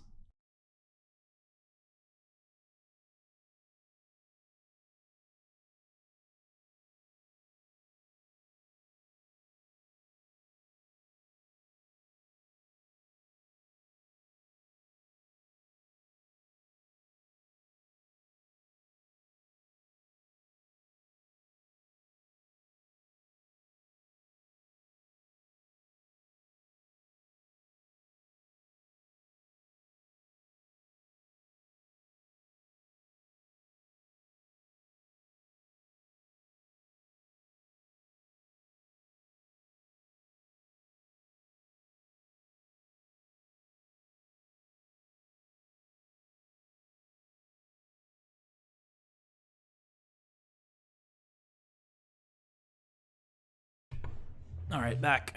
Orion. Okay. Yeah, this looks playable, I guess, ish. It's slow. But it ramps, and Knight can come down and blow something up, I guess.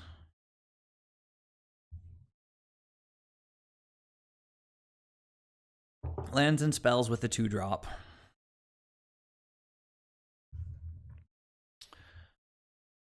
Opponent is keeping, we're keeping. And, you know, we're on the draw too, so. And could get better. No 1-drop for the opponent. Temple Garden.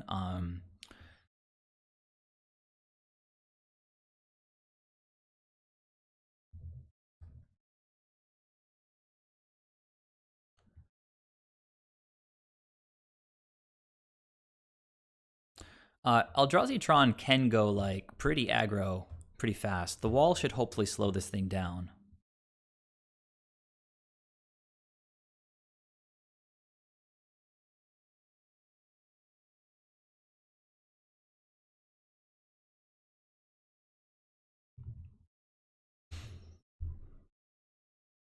And I'm not really opposed to just like playing Knight as like a 4/3, potentially blinking it later if we need to blow something up.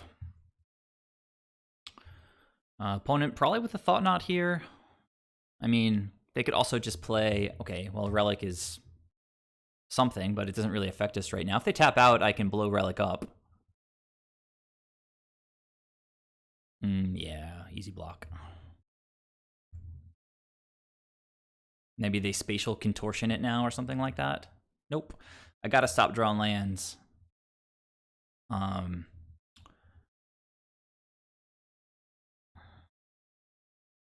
as I was saying, not particularly opposed to just jamming this thing.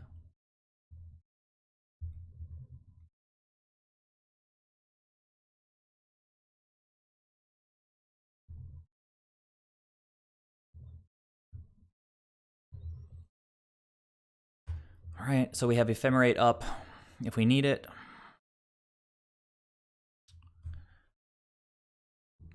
We are about a minute ahead of the opponent.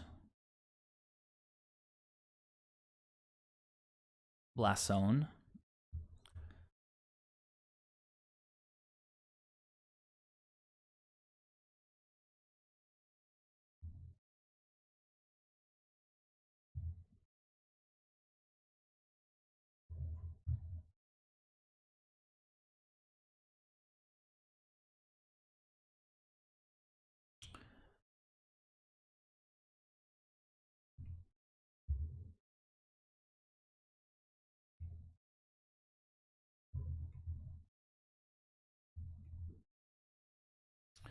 I hate this tapping garbage.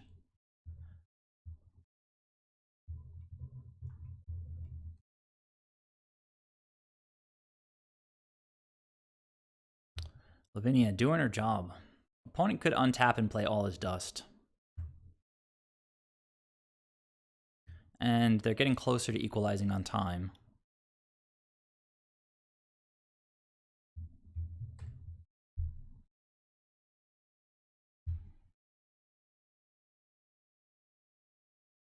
Thanks everybody for joining me tonight. I really appreciate having you here.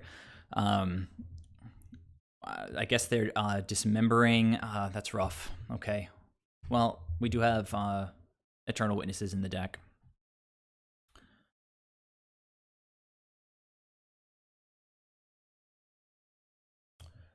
Okay, 4 cards in the opponent's hand.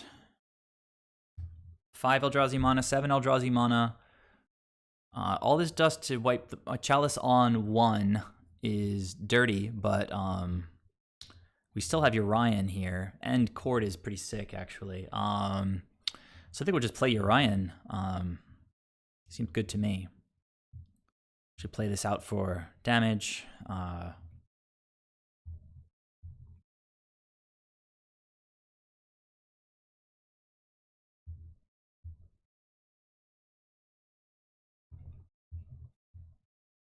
Come on, deck.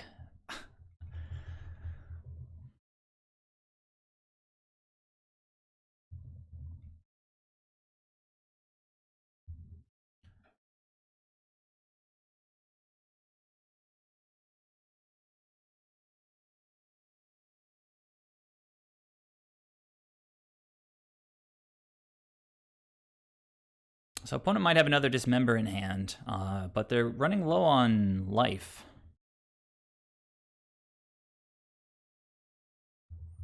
Knight's going to come back and blow up Chalice. And then I've got Ephemerate up. Up. Wait. Not F6ing. Definitely not F6ing. Oh, wait, I can't cast this anyway right now. Which is rough. Oh, well. This Cord should hopefully get us where we need to go.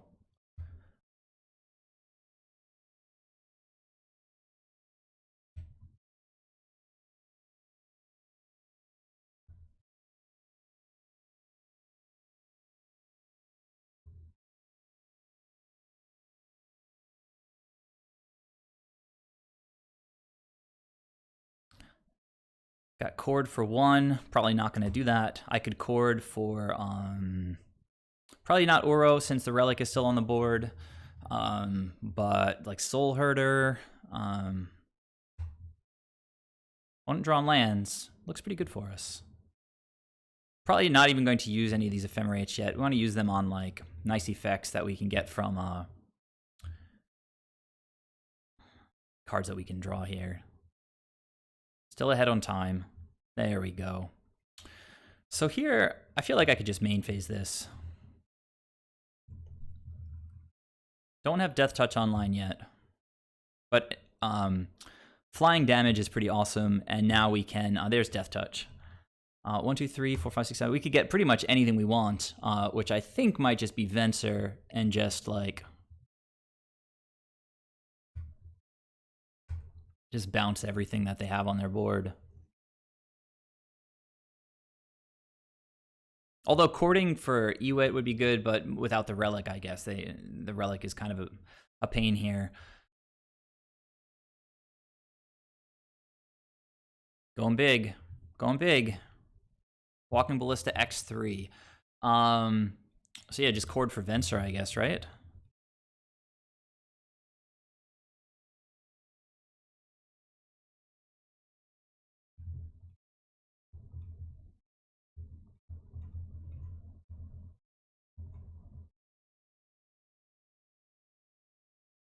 Oh man, I probably should have used the mana from Wall of Roots, and then I could ephemerate the... That was stupid. What am I getting? Venser here. Venser.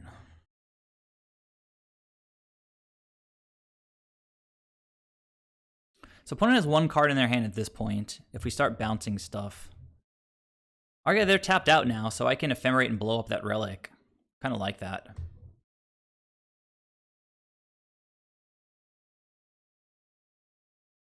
I'm just going to do that right now.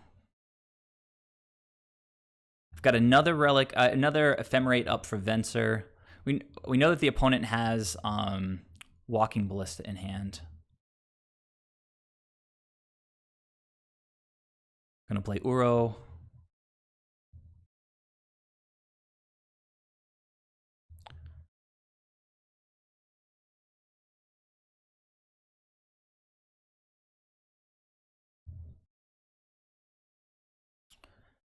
And yeah, let's get in.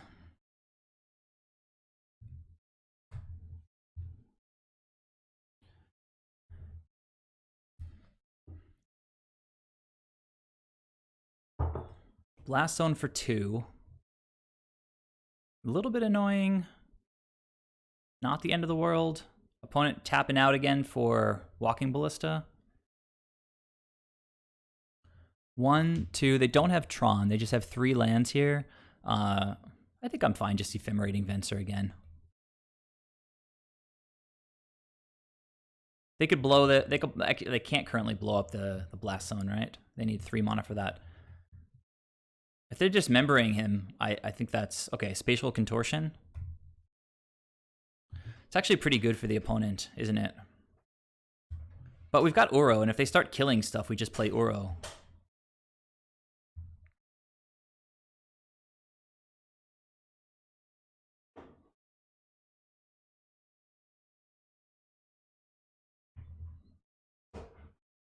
Hey, Monster, welcome to the stream. Good to see you here. Currently 1-1 in a league.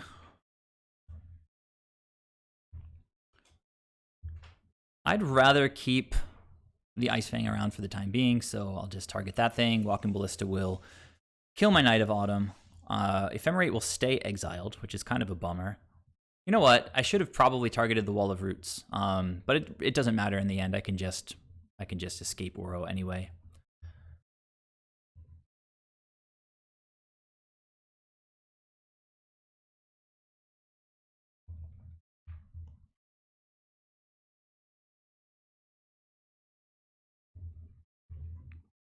So Uro through the Relic of Progenitus, pretty nice. I'm slightly behind the opponent on time right now, which kind of blows my mind.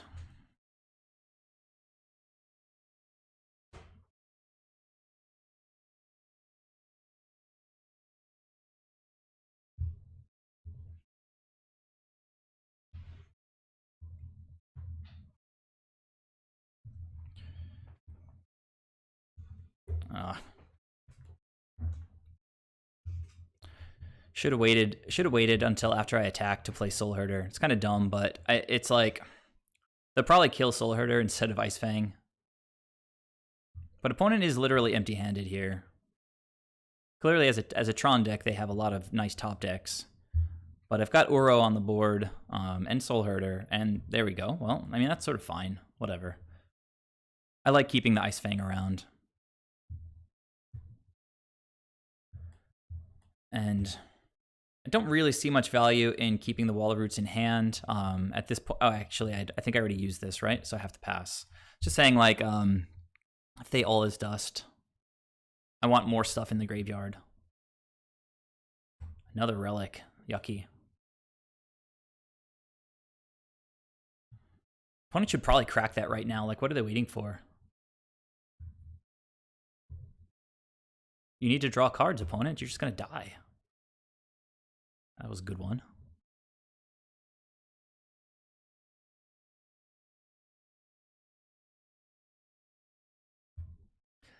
You can't play Afraid of Matter Reshaper. I get to play Siege Rhino into Soul Herder now. That's awesome. That's just game over.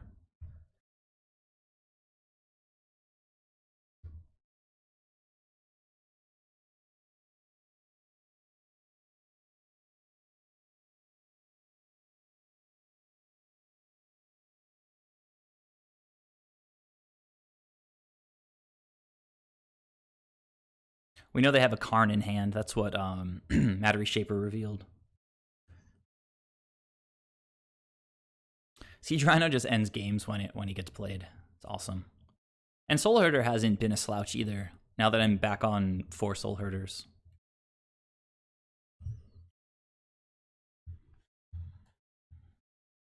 And Uro is just such a, I say it all the time, it's such a good plan B for our deck.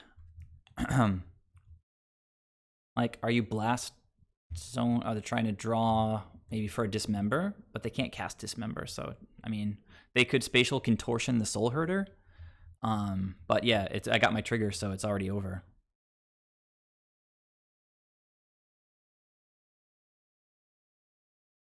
These have been really long games, guys. I don't know if I'm going to be able to finish the league on this stream. Okay, cool. Cool.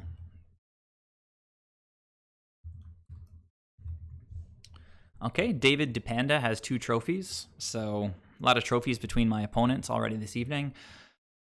I think I can do one more. I don't know if I'll do all 5, so be nice if I could get the 3rd win and just like know that I'm going to cash this league.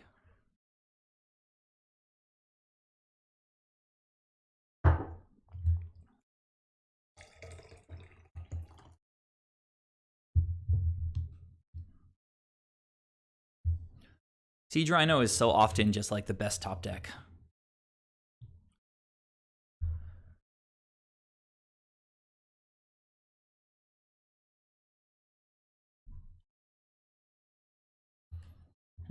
What a weird hand, huh? But it's keep. Opponent's mulliganing to 6. Up, it's finally a Lurrus opponent here. So we could get turn 1 Thoughtseize. It could also just be burn. She kind of would prefer burn in this spot as things stand. Opponent kept 6. I feel like burn just never casts Lurrus. It's like this theoretically good card. It looks like Jund though. So I think I said it in my last stream. Oh, looks like burn actually. Let's do this. So Charming Prince can gain life, Uro can gain life, Knight can gain life. They've got the Bauble online on their multi-6 with Lurrus here, so...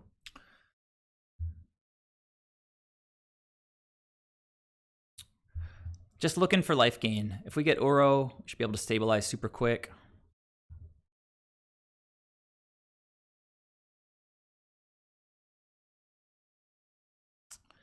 Lavinia, a little bit away. Pro Red could be super relevant, but I don't know if we'll get there. Gonna go like Forest into Wall of Roots next turn, and then I can hold up Ephemerate for whatever. Oh, it's like a multiple creature start here. Jeez. All right. Well, a lot of pressure. We could also get a Forest and then play Ice Fang and try to Death Touch them. Soul Herder, not the best necessarily here. I think just getting down like a big wall is just fine here. I mean, they could just have like the crazy nuts and just... They kind of already do have the crazy nuts between the Bauble and the double creature and 2 lands.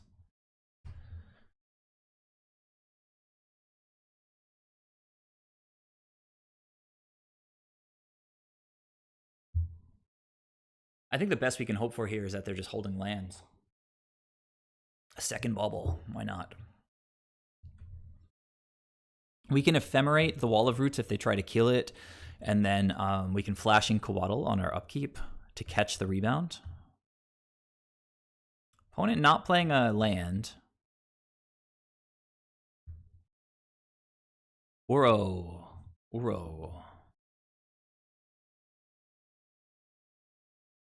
So we could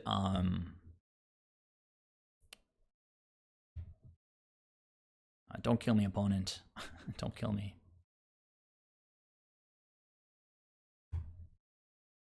Nice.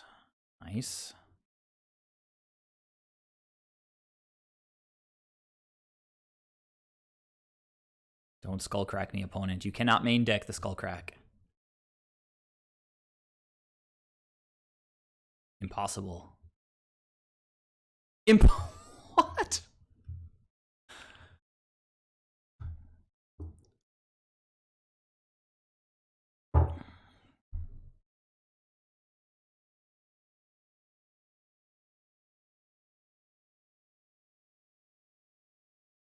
Wait, did this did this no, he's not on the battlefield yet, so I can't really do anything. Skullcrack. Jesus. In the main deck, what is this nonsense? Even like ephemerating Uro is not even good now. Or maybe it is. Let's see. See what I draw.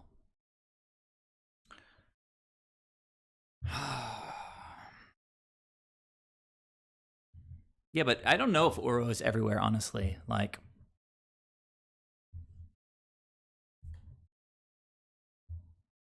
I could ephemerate Uro once, draw another card. I already played a land for the turn. You know what? I already also used Wall of Roots. Could try to just flash in, Coatl, but this has been nasty. Yeah, I just have to let this go.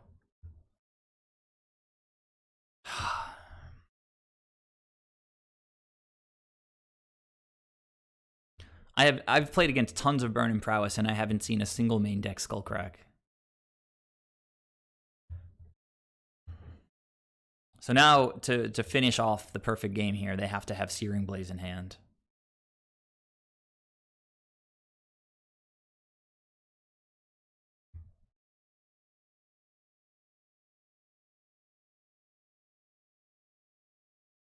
If I use this mana here, they can just now they can bolt the wall. See if they're on top of it.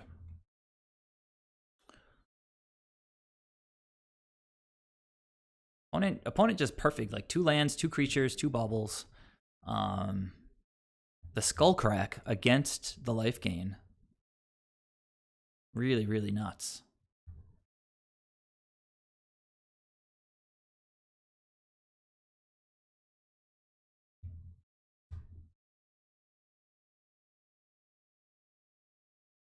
They're letting me get my blocks in. I mean, maybe they just have double bolt right now.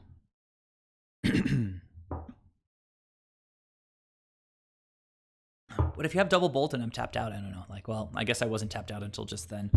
But you just double bolt right now, like, during blocks.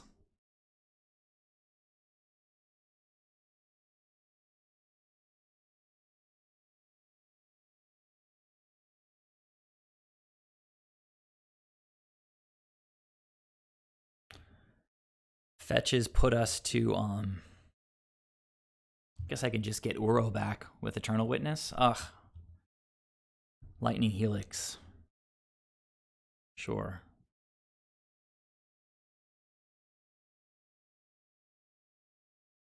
Second Uro, please? Maybe a Knight of Autumn?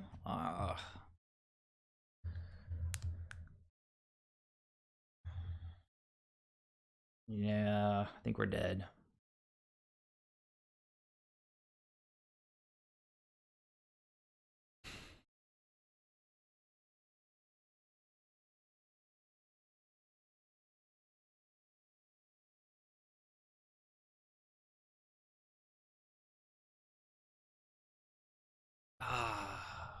What kind of hand was that? It's just like, I'm going to keep complaining about it.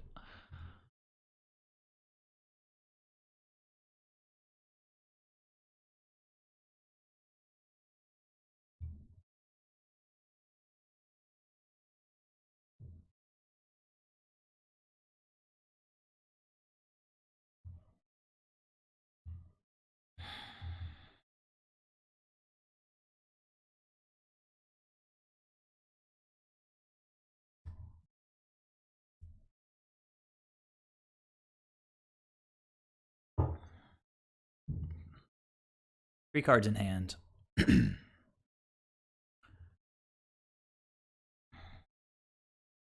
Why not?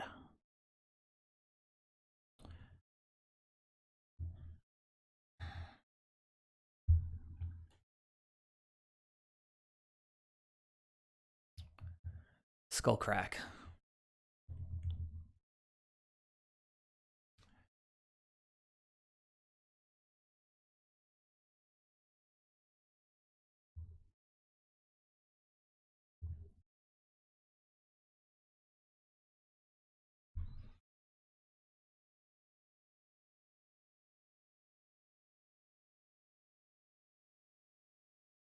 That was on a mulligan to 6. Opponent had 2 lands, Lightning Helix, Searing Blaze, 2 creatures, Skullcrack. I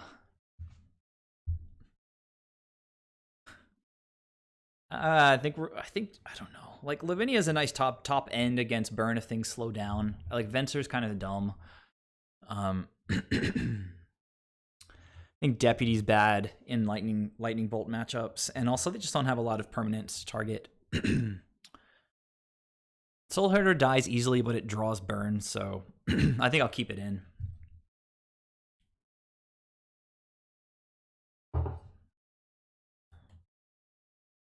Excuse me, a lot of 4-drops.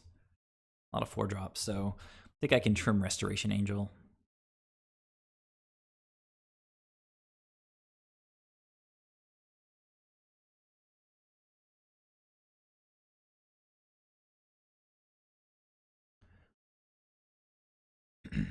Maybe 1 Soul Herder, and Lavinia is so heavy. I'll trim Lavinia. The odds that we get to play a 5-drop against burn are pretty slim, and we've got some nice stuff in the sideboard.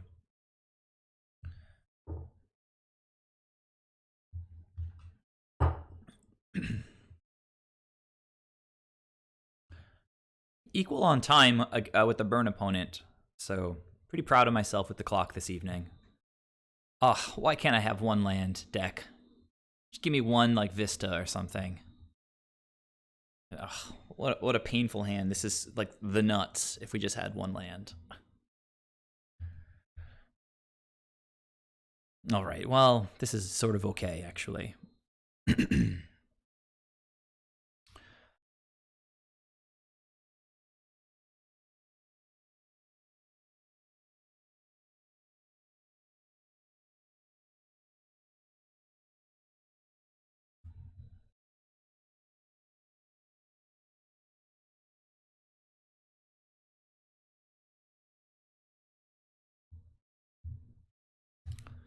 And if this guy brings in the, like, Smash to Smithereens, even though he didn't have any Astrolabes last game.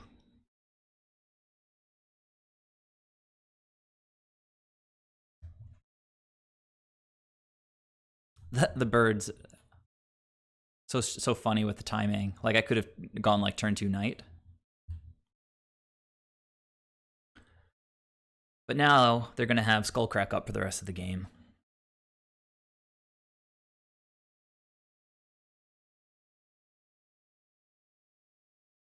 Am I priced into playing the birds here?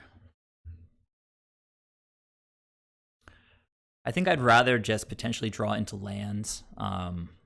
So I think I'll just Coatl.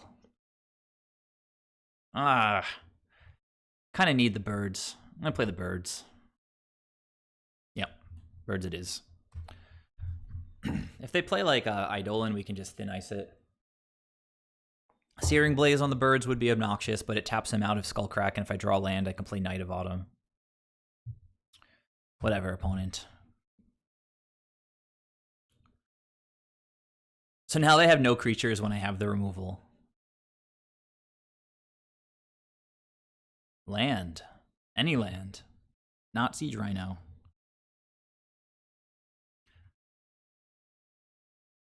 Wait, that was kind of silly tapping, I guess. Very silly tapping. But it doesn't really matter anyway. All right, so we've got Knight queued up for next turn. Now we just want them to play a creature. Like, play any creature. Play a land. Like, there we go.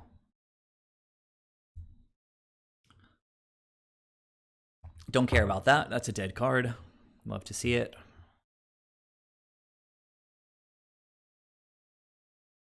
Love to see that as well.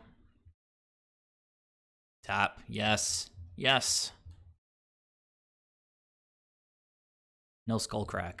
Awesome. Now we'll land off the top is just beautiful because we can Thin Ice the Eidolon and then Knight of Autumn.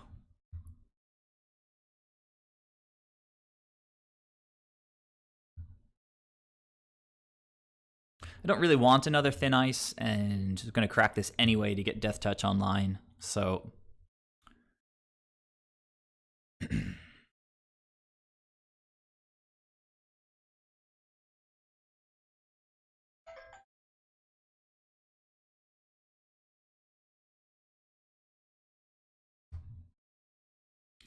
Now Knight just blows up Eidolon, I guess. It's kind of nice. Vista. So rather than Knight blowing up Eidolon, I should just thin ice the Eidolon and then cast Knight for life.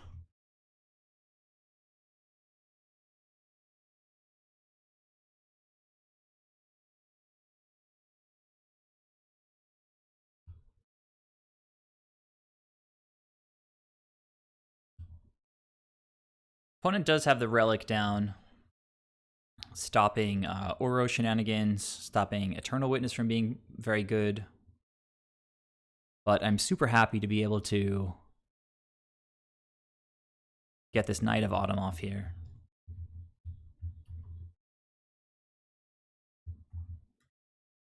Skull crack.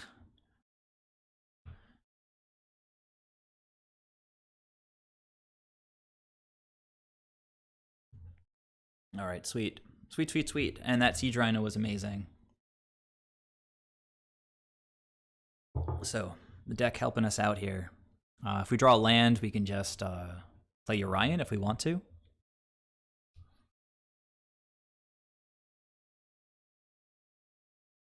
Lava Spike. It's a good start. They have Luris. Skewer. All right. Ephemerate is a good one. But I'm just going to play Siege Rhino.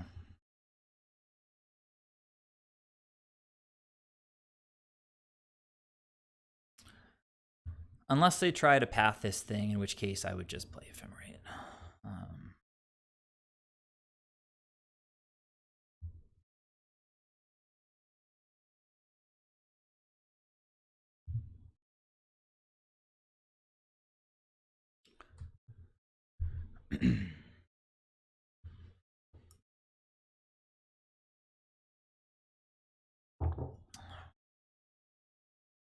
So the opponent mulliganed to 6 in game 1 and then had the nuts. And this game I had some pretty good stuff too, though.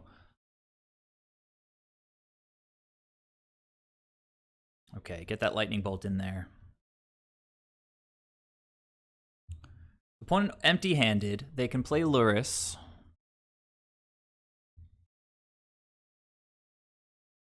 Okay, I guess they can play Luris and like a Goblin Guide if they want to.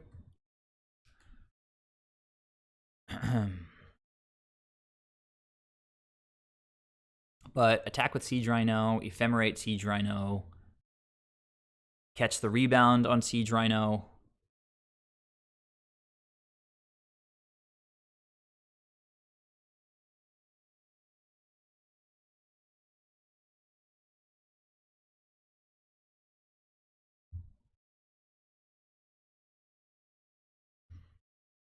Okay, I mean, that pretty much seals the deal, right? I can Ephemerate.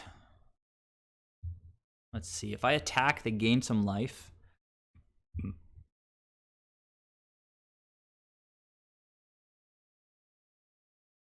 They could kill the Siege Rhino, so don't really love that. I could just get I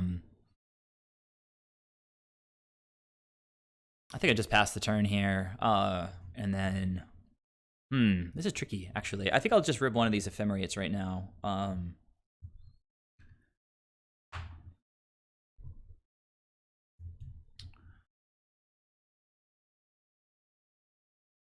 Just to gain a little bit of life.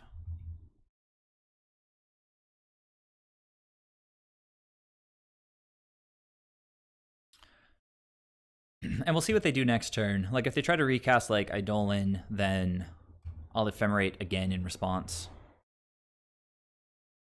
I might just want to do it now. I mean, letting them draw into, like, Path is bad. Actually, hang on. Yeah, I don't want to play Eternal Witness out here because I want to hold up the second Ephemerate.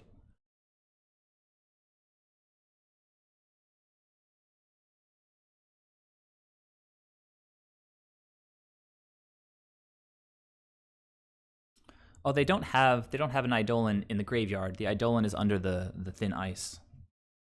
You guys are being really quiet tonight. Got 10 of you in here and no comments.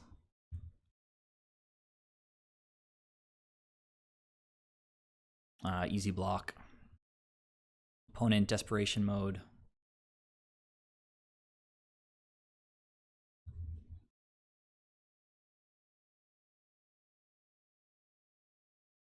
Yeah. Smart to do it now, so the goblin guy won't die. But it doesn't really matter.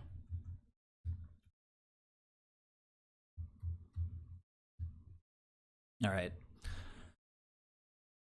So on to game 3 against Burn. They'll be on the play. Never a good spot to be in. But better than losing game 2. I think my setup is pretty good. I'm gonna run to the bathroom one last time and be back in a minute.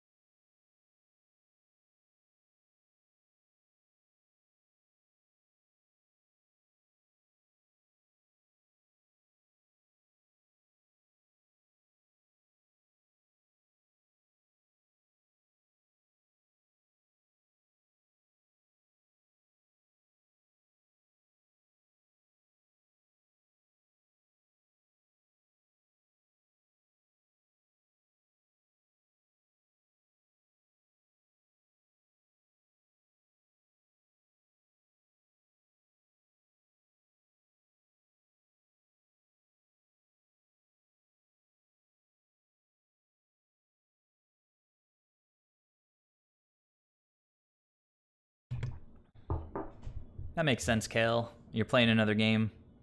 Have me in the background. I can dig it. For any of you guys who aren't following the stream, I'd really appreciate it if you would give me a follow. I'm doing my best to up my follower count, just because I'd love to be able to get a sponsorship so that I can like borrow cards. For example, like I want to play 2 more Uros, but I don't feel like spending $120 right now on 2 cards that arguably I shouldn't be playing. But if I could just borrow them, it would be pretty good. So again, if you're not following, please give me a follow. It's pretty easy. Doesn't cost anything. Now, if you want to support the channel, you could subscribe. I have some custom emotes. I've got a Soul Herder emote. I've got an Ephemerate emote, and I've got for the highest tier, I've got a Orion emote. Pretty sure those are exclusive to my subscribers.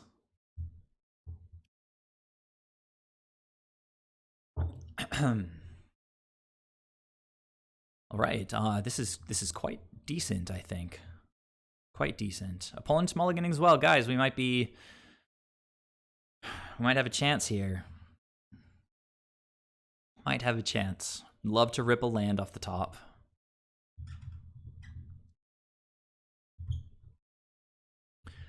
So is the opponent going to just have the ultra nut hand again? All right, we got that land.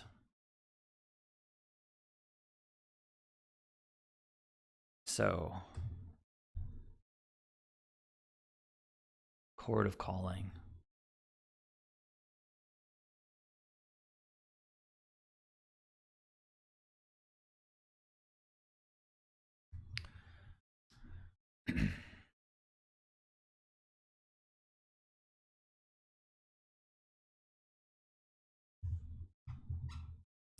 Eidolon is annoying.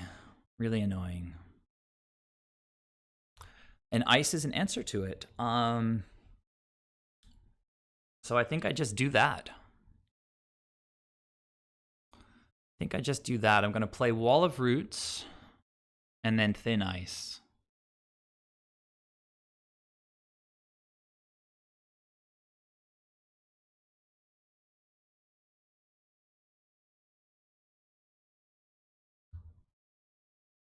I guess this is the best I can do.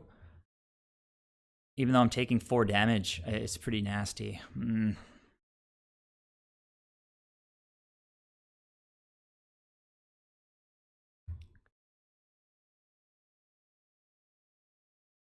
right, just doing the best we can.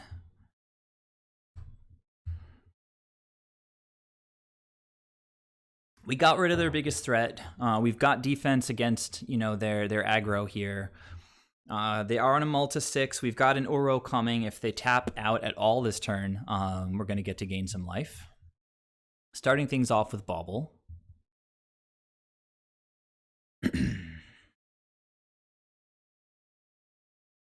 Opponent maybe check my top deck for any life gain.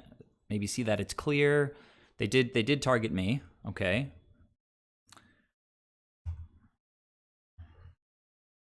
I'm blocking all day here. Blocking all day. All day and all night.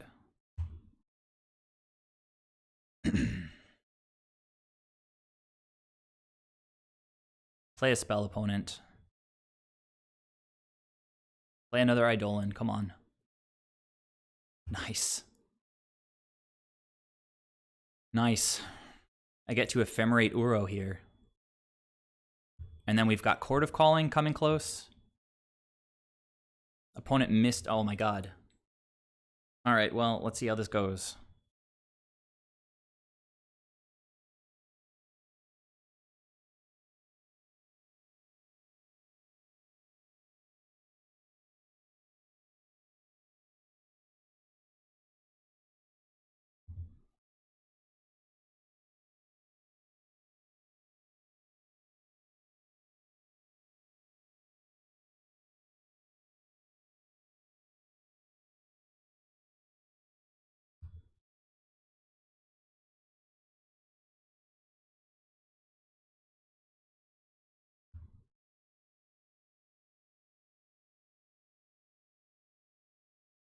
I kind of want to chord.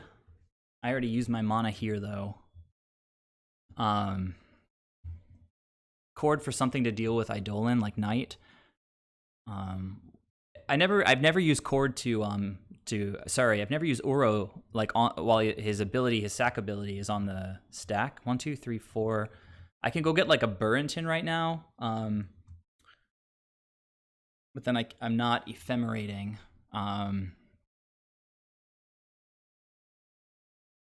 Gonna crack this for white, kind of regardless.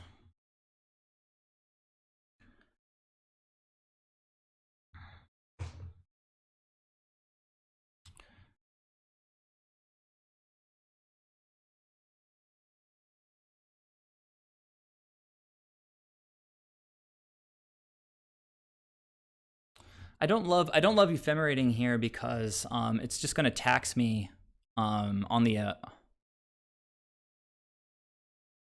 rebound. Tax me. I mean, yeah. I'm feeling the ephemerate. I mean, sorry, the Chord of Calling here. It plays around. It doesn't get pinged by Eidolon, which is nice.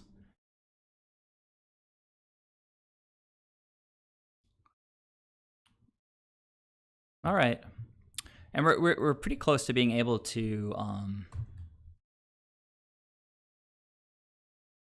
I do have Ephemerate up here, so I can throw a block in front of Eidolon, and if they try to Skullcrack me, I can Ephemerate if I want to keep the Forge Tender alive.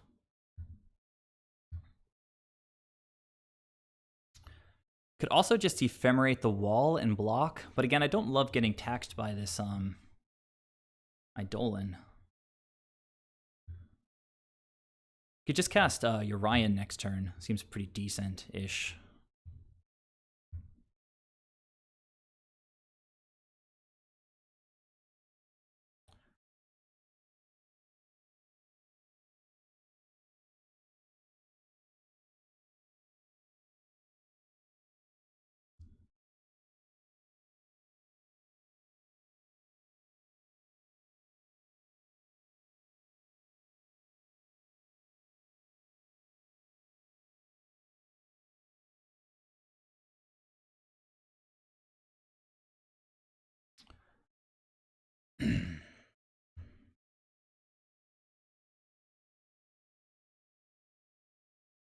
So I can't prevent damage this turn. No sense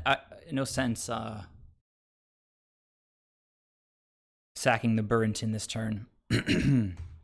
So I can Ephemerate the wall and reset it.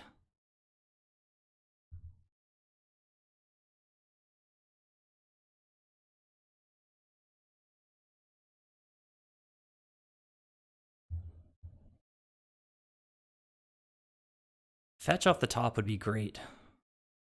Can't prevent damage this turn. Not gonna get suckered into it.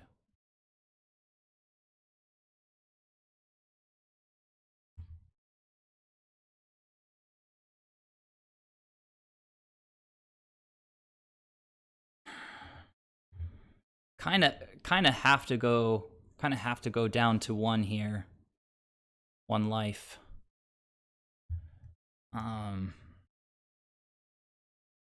It just puts something in the yard for Uro. But if I go down to 1, then fetches are offline. I could just cast Urian right now and then hold up Burrington, and then the only thing that kills me is another Skullcrack.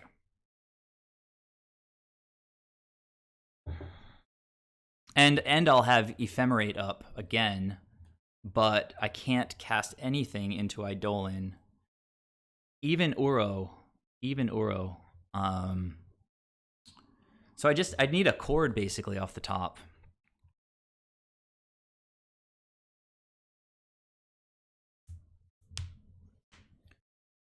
Do I want to go down to 1 life? I need to, if I need to draw like exactly like a basic land if I go down to 1 here. But even then, no, I guess that's not true. Oh, you know what? I could sack the Burrington here. But I would have had to do it earlier to turn off Eidolon. But I think I have to keep the Burrington on the battlefield. If I cast this, I go to 1. There's only 1. I'm short of cards in the graveyard, and I can't get this Wall of Roots into the graveyard.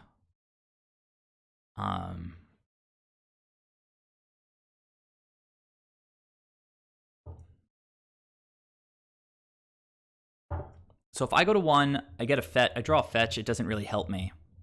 So I'm going to say no here. And I'm going to play Urian.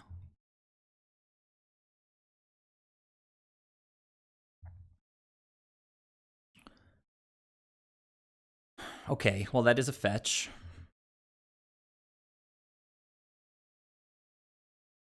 I don't see the difference between 3 and 2 here, honestly.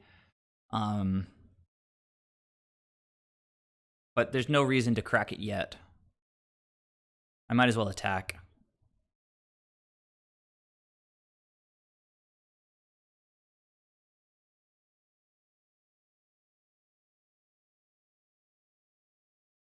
Yeah, I could have done that.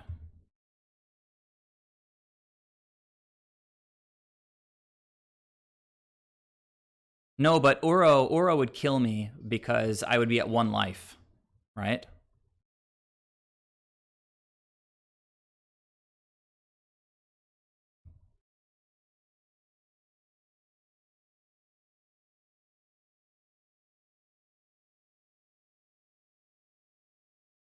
Oh, I gotta click all this stuff? Why?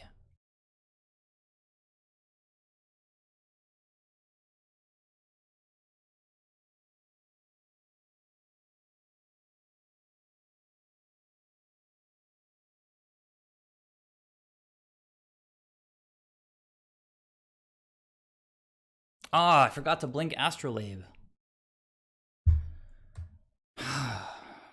What a mess.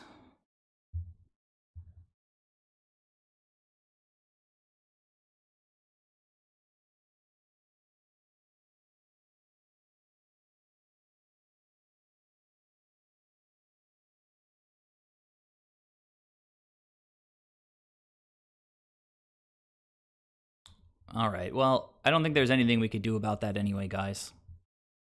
They had the extra Skullcrack. Oh yeah, you're right. I could have done it that way. If I sack the Burrington, I'd stay at 3 life, and then cast the Ephemerate. Don't take damage from Eidolon. The problem was that the way that I think I had already hit like okay at one point for Ephemerate. And then I didn't have the window anymore to sacrifice Burrington, so that line wasn't like available to me. I think what I would have had to do is like literally the first thing during my upkeep would be to sack Burrington before it asks me if I want to cast Ephemerate. Because I hovered over it, it wasn't letting me do anything. I basically just at that point had to choose if I was going to cast Ephemerate or not. So when this resolves, damage can't be prevented and I just lose. Don't see any outs here. This is really unfortunate, but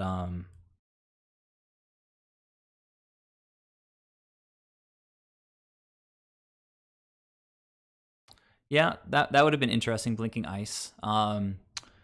So if I had blinked Astrolabe and I drew, I'll just scoop because I don't see a way out of this here. If I had blinked this, if I drew a chord, could have sacked this 1, 2, 3, 4, 5 and gotten like a print and gained 3 life. Anyhow, just like I missed one card draw at the end there. I also missed sacking the Burrington. That's something I'll have to look for in my upkeep in future games against Burn.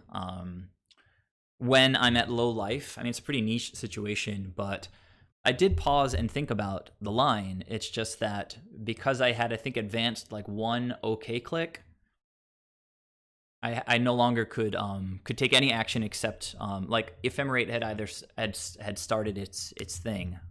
All right, I am gonna play the last league match here. Can't end it on a bad note like that.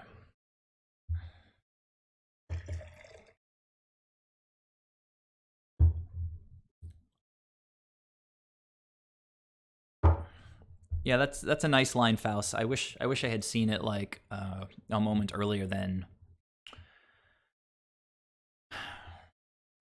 we did. It's a close game, really close game. And who knows? I probably could have won. Probably could have won. Okay, I mean we can keep this.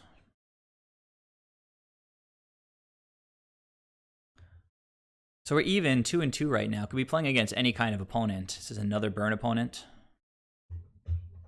Ah, it's prowess. Okay, so they can lava dart my Birds of Paradise. That's fun.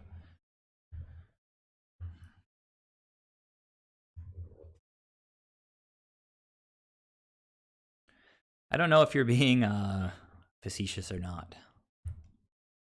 Shame on me. I should have won. I agree, but Burn is a pretty rough matchup for us typically. I'm running the 4 Rhinos, and they did carry us to victory one game, but I have a feeling that I'm about to get wrecked by Lava Dart.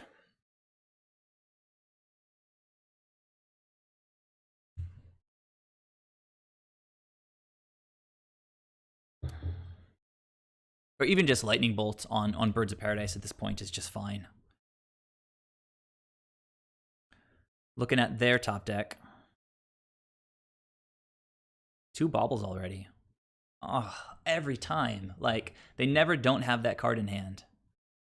So now I need to just draw blue mana off the top. Come on, deck. You can do it. Meh.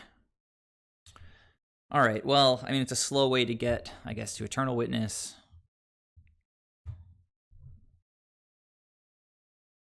Blah. Opponent didn't have a second land. I mean, that's something. But if they don't have a land, they just have non-stop gas.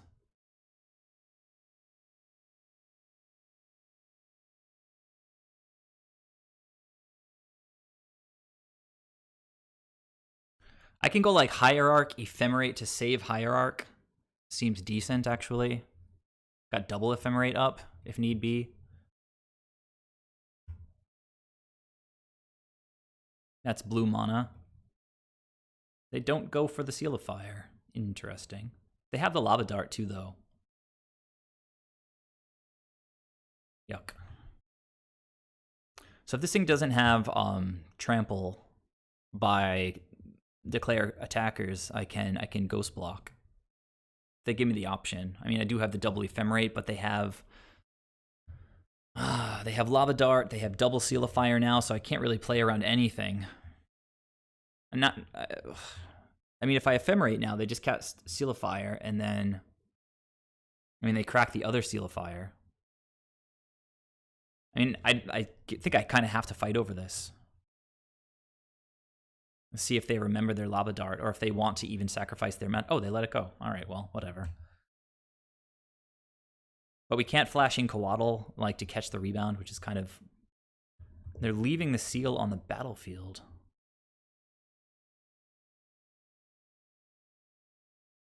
So now I think I'm kind of priced into just taking all this damage.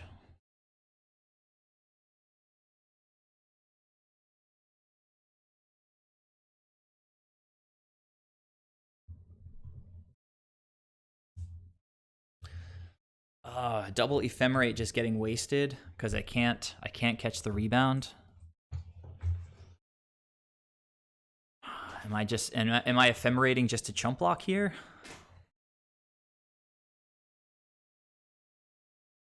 I mean, we know they have three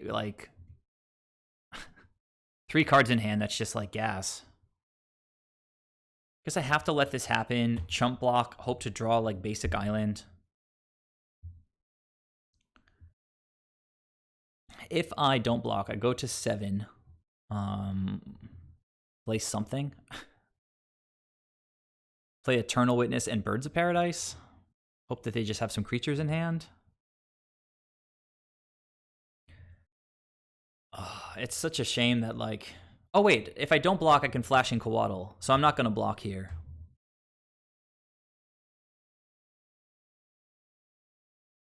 I mean, I'm probably dead anyway. What is going on? They're going to just... Ugh.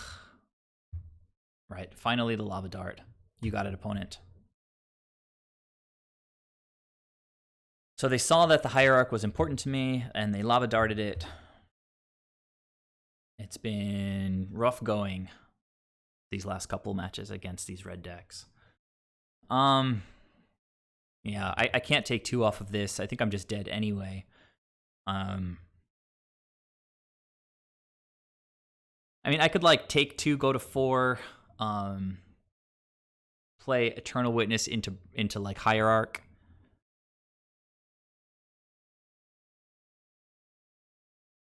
I mean, the other play is just to play Witness and hope that it lives.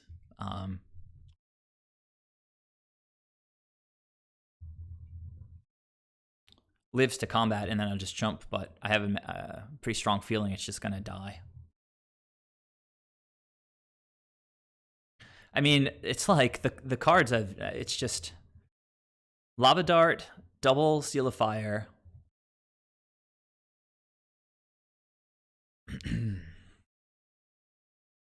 Opponent drew a land, so they can cast a lot of spells this turn. So just double Lightning Bolt. GG.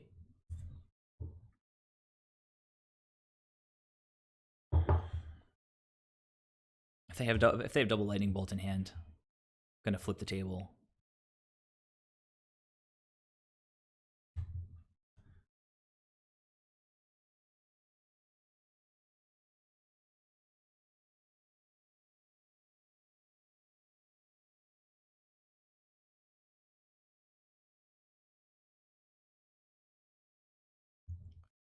Charming Prince, maybe, sort of, kind of, maybe. Knight, nothing. Well, I guess nothing is.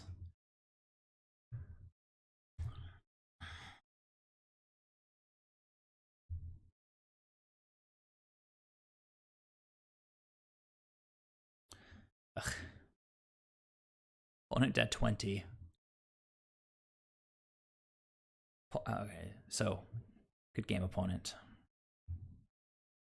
I really couldn't compete with that.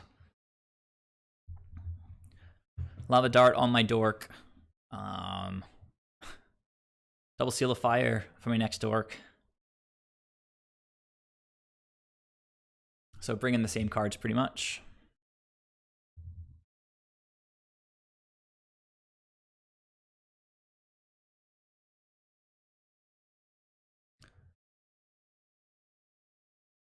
Stonehorn. I guess Eidolon is pretty good against them, right?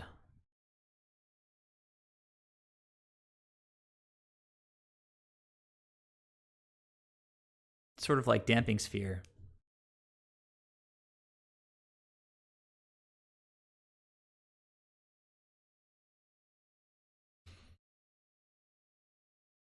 Soul Herders die way too easily. the dorks die way too easily.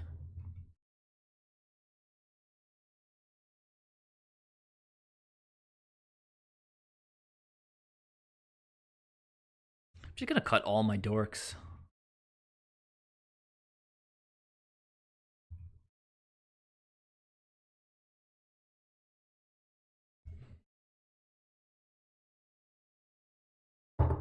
All right, so last match of the evening. See if I can hang on.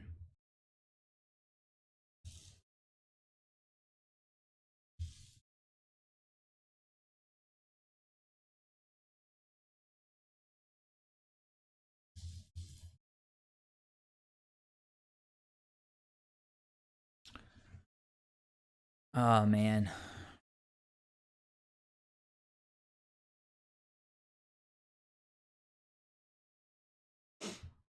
I mean, if I want to keep this, I have to get white mana to use for on Thin Ice, and then potentially I have Deputy up with whatever land I draw. It's a little sketchy in this matchup. Thin Ice is great. We've got lands. Court of Calling is basically dead because I've got 0 green in the whole hand. Resto, not amazing.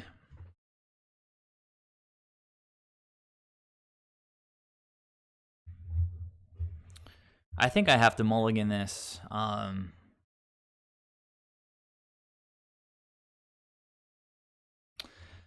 don't know. It's hard to say. It doesn't have any life gain, right? The hand doesn't have any life gain, and our deck has a bunch of it, so we'd be mulliganing to that potentially. Sort of want to mulligan to 6 anyway with this Chord in hand, so I'm just afraid I mulligan to 6 and I have like 0 lands. But I'm gonna mulligan.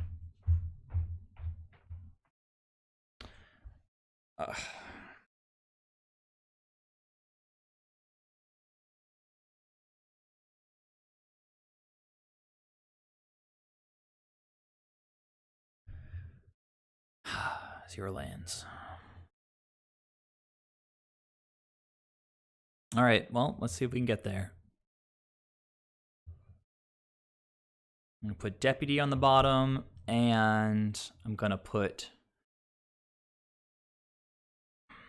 go get white and then green, and I kind of feel like Witness is the pitch here. The Witness gets back a land. Yeah, it could also get back Burrington if we have to sack it, so I'll get rid of Resto. But double green is going to be a little bit tricky, presumably. I mean, as far as mulls to 5 go, like, this is not super terrible. We just need, like another, like, basic forest off the top.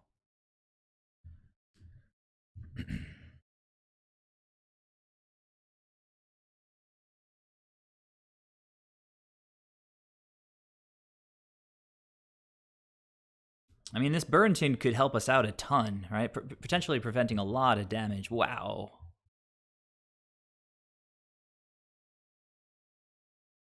So, do I scry or do I gain life here? I kind of feel like I have to scry. And that's what I'm going to do, honestly. I think we have a bit of a cushion here, and I really need to draw some lands.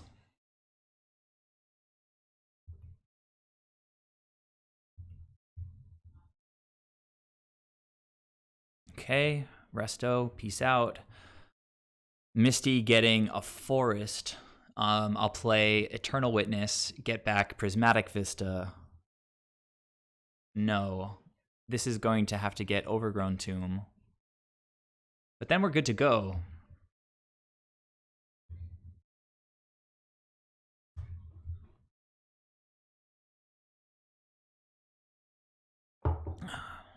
They didn't see any life gain in game 1.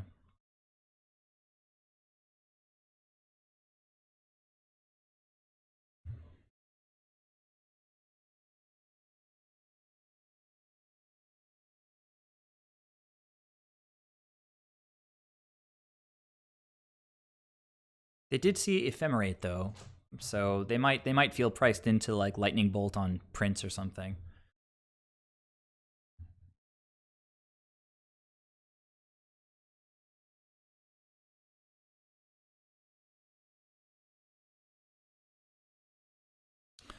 So we know what we're drawing next turn. We are drawing... I kind of want to just like double block the Soul Scar Mage. But then if they have a spell, it doesn't matter anyway. So double block is silly. I'm just thinking about killing one of these things.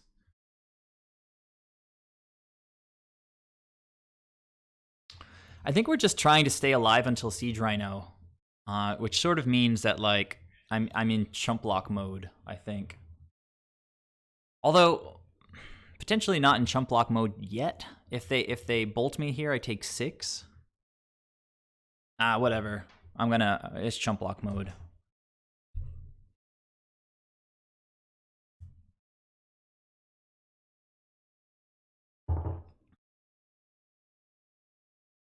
If I draw a land here, no, sorry, I am drawing Misty. So I was going to say, yeah, that's what I was going to say. Opponent bolting here. So there's that Misty. We have to get Overgrown Tomb with it, and we have to shock ourselves.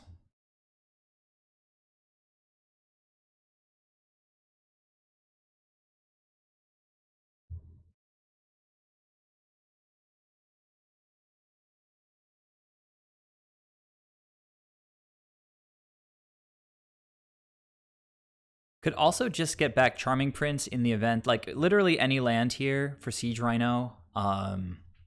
Get Siege Rhino out of my hand. I can just take a land and guarantee Siege Rhino, or I can get Charming Prince, and I feel like getting Charming Prince is probably better. I'm going to be on Trump Block duty again next turn.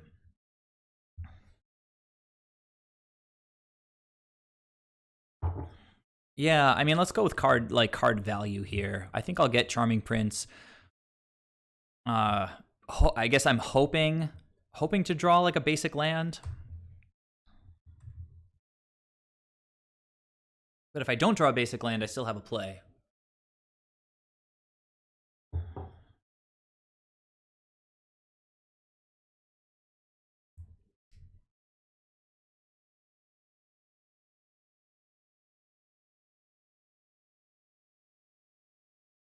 This is sort of fine for now.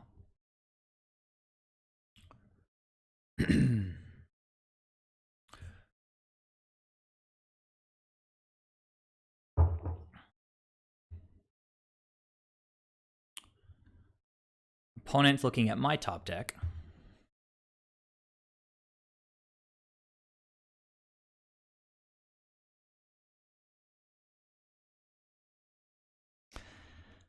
With them tapped out, I kind of feel like I can just take this 2 here.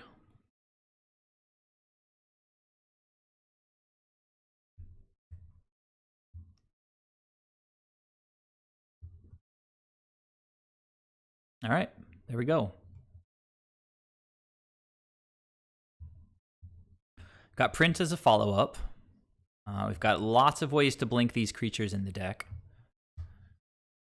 So, time for some defense, I guess.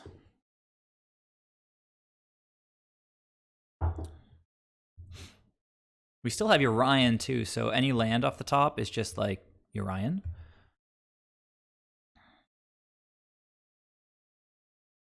Is opponent going to like double bolt Siege Rhino? Okay, Abbott. What is it going to exile? Land. Lava Spike.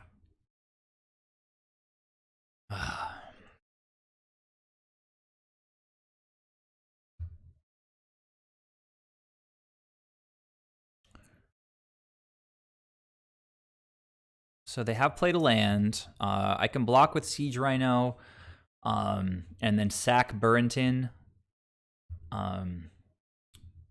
to prevent damage, something like that.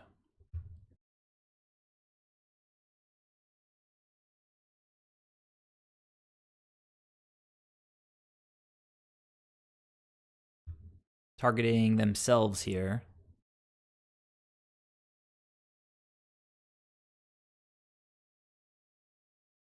Light up the stage. Awesome.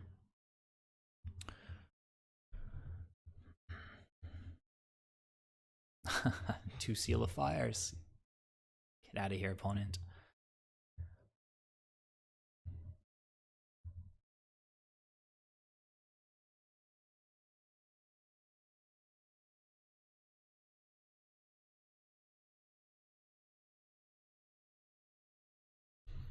I can blink Siege Rhino with Charming Prince. Seems pretty nice. But land is just straight Urian. Another Siege Rhino? Yeah. Why not?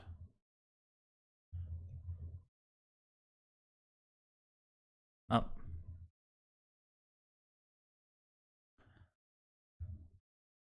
So now Urian is kind of representing pretty close to lethal. If opponent taps this for mana, either of those.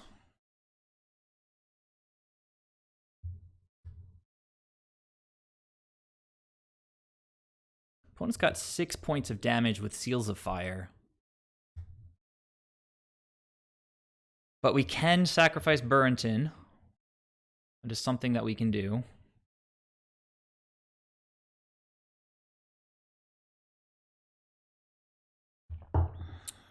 Okay, creature is getting pretty swole.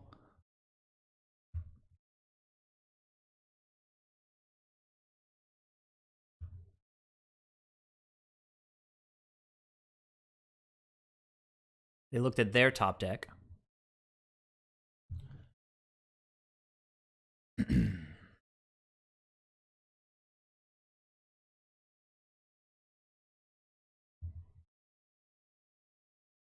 Lava Dart. All right. I mean, well, that just prevents, like, I don't know. I guess it prevents a block, huh? Sacrificing Burrington would be bad here, so let this resolve.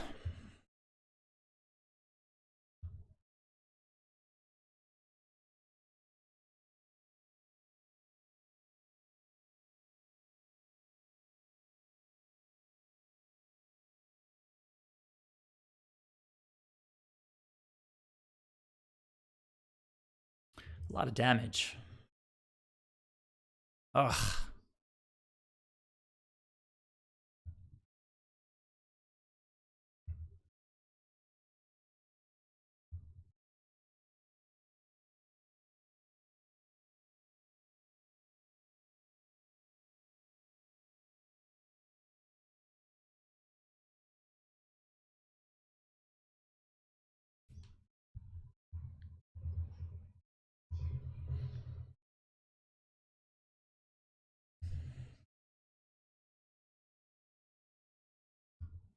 And are they going to have, like, trample just for, like, the coup de grace?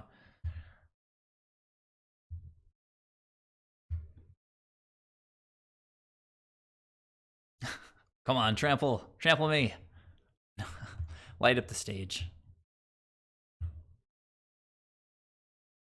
Well, we can... Well, let's see if I can not die here. Bobble? What?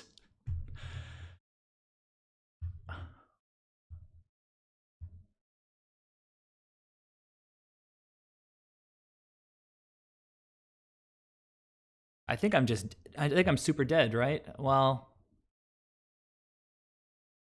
if I sack this to prevent Siege Rhino from dying, I'm dead. I think I'm just dead anyway, guys. That, man.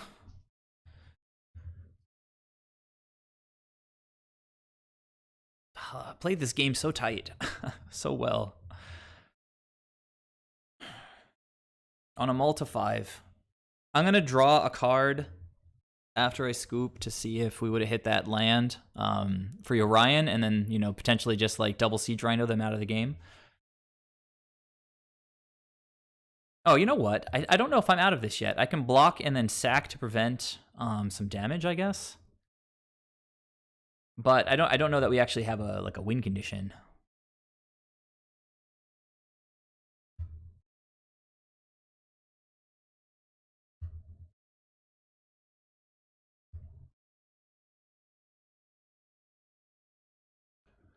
So I'm gonna block here. I'm gonna block here. Gonna say, okay.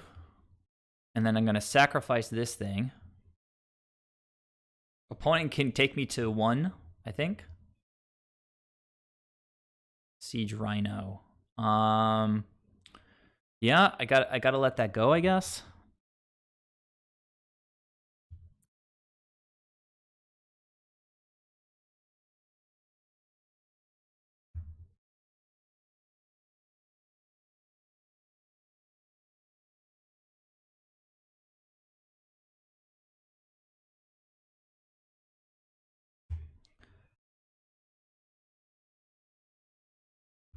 Opponent draws 2 cards because, you know, why not? They deserve to draw cards.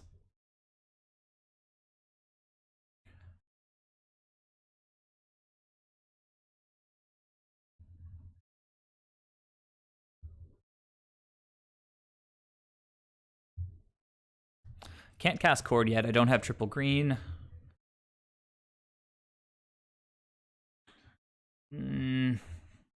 Pretty sure this is just over. I did my best, guys. Just a little bit of bad luck with the mulligans. And opponents drawing extremely well. Like, sometimes you're going to draw well and your opponents are going to mulligan. Sometimes you're going to draw, you're going to mulligan and your opponent's going to draw well. So anyhow, thanks for watching, guys. I'm going to go ahead and concede here. It was a fun league. Definitely had a good time. Really enjoy this build. I love casting Siege Rhinos. It's obviously like Siege Rhino is a good call in the metagame, just gaining tons of life. It's a really amazing thing to blink with anything. Urian, Soul Herder, Ephemerate, Charming Prince, Restoration Angel. So yeah, I don't know. Yeah, opponent drew really well, and like the burn opponent had like double Skullcrack, and they had Skullcrack in the main deck in game 1.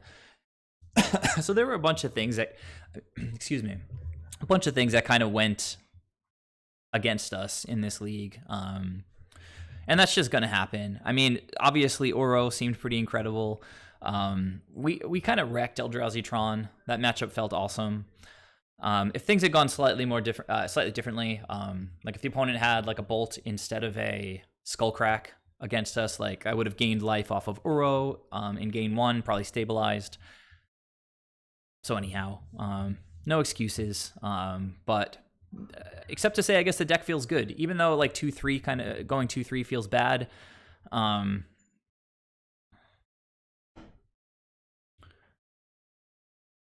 The deck felt good. So a couple mulligans this way or that way, a couple poor draws by the opponent, and I think we could have done much better. So any observations, guys, on weaknesses that you see in the deck, things that I should be playing in the sideboard that I'm not, or things that I am playing in the sideboard that I shouldn't be?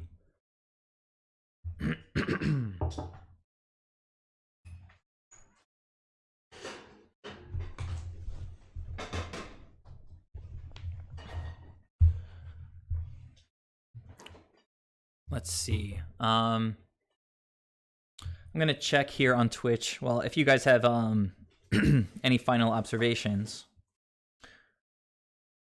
I see that. Let's see. I don't really know anybody who's streaming right now. I don't love watching Caleb Durward, so I see he's live now. There's somebody named Mythic Meebo who's streaming right now. It looks like they only have 41 viewers, so try to help them out by rating their channel. So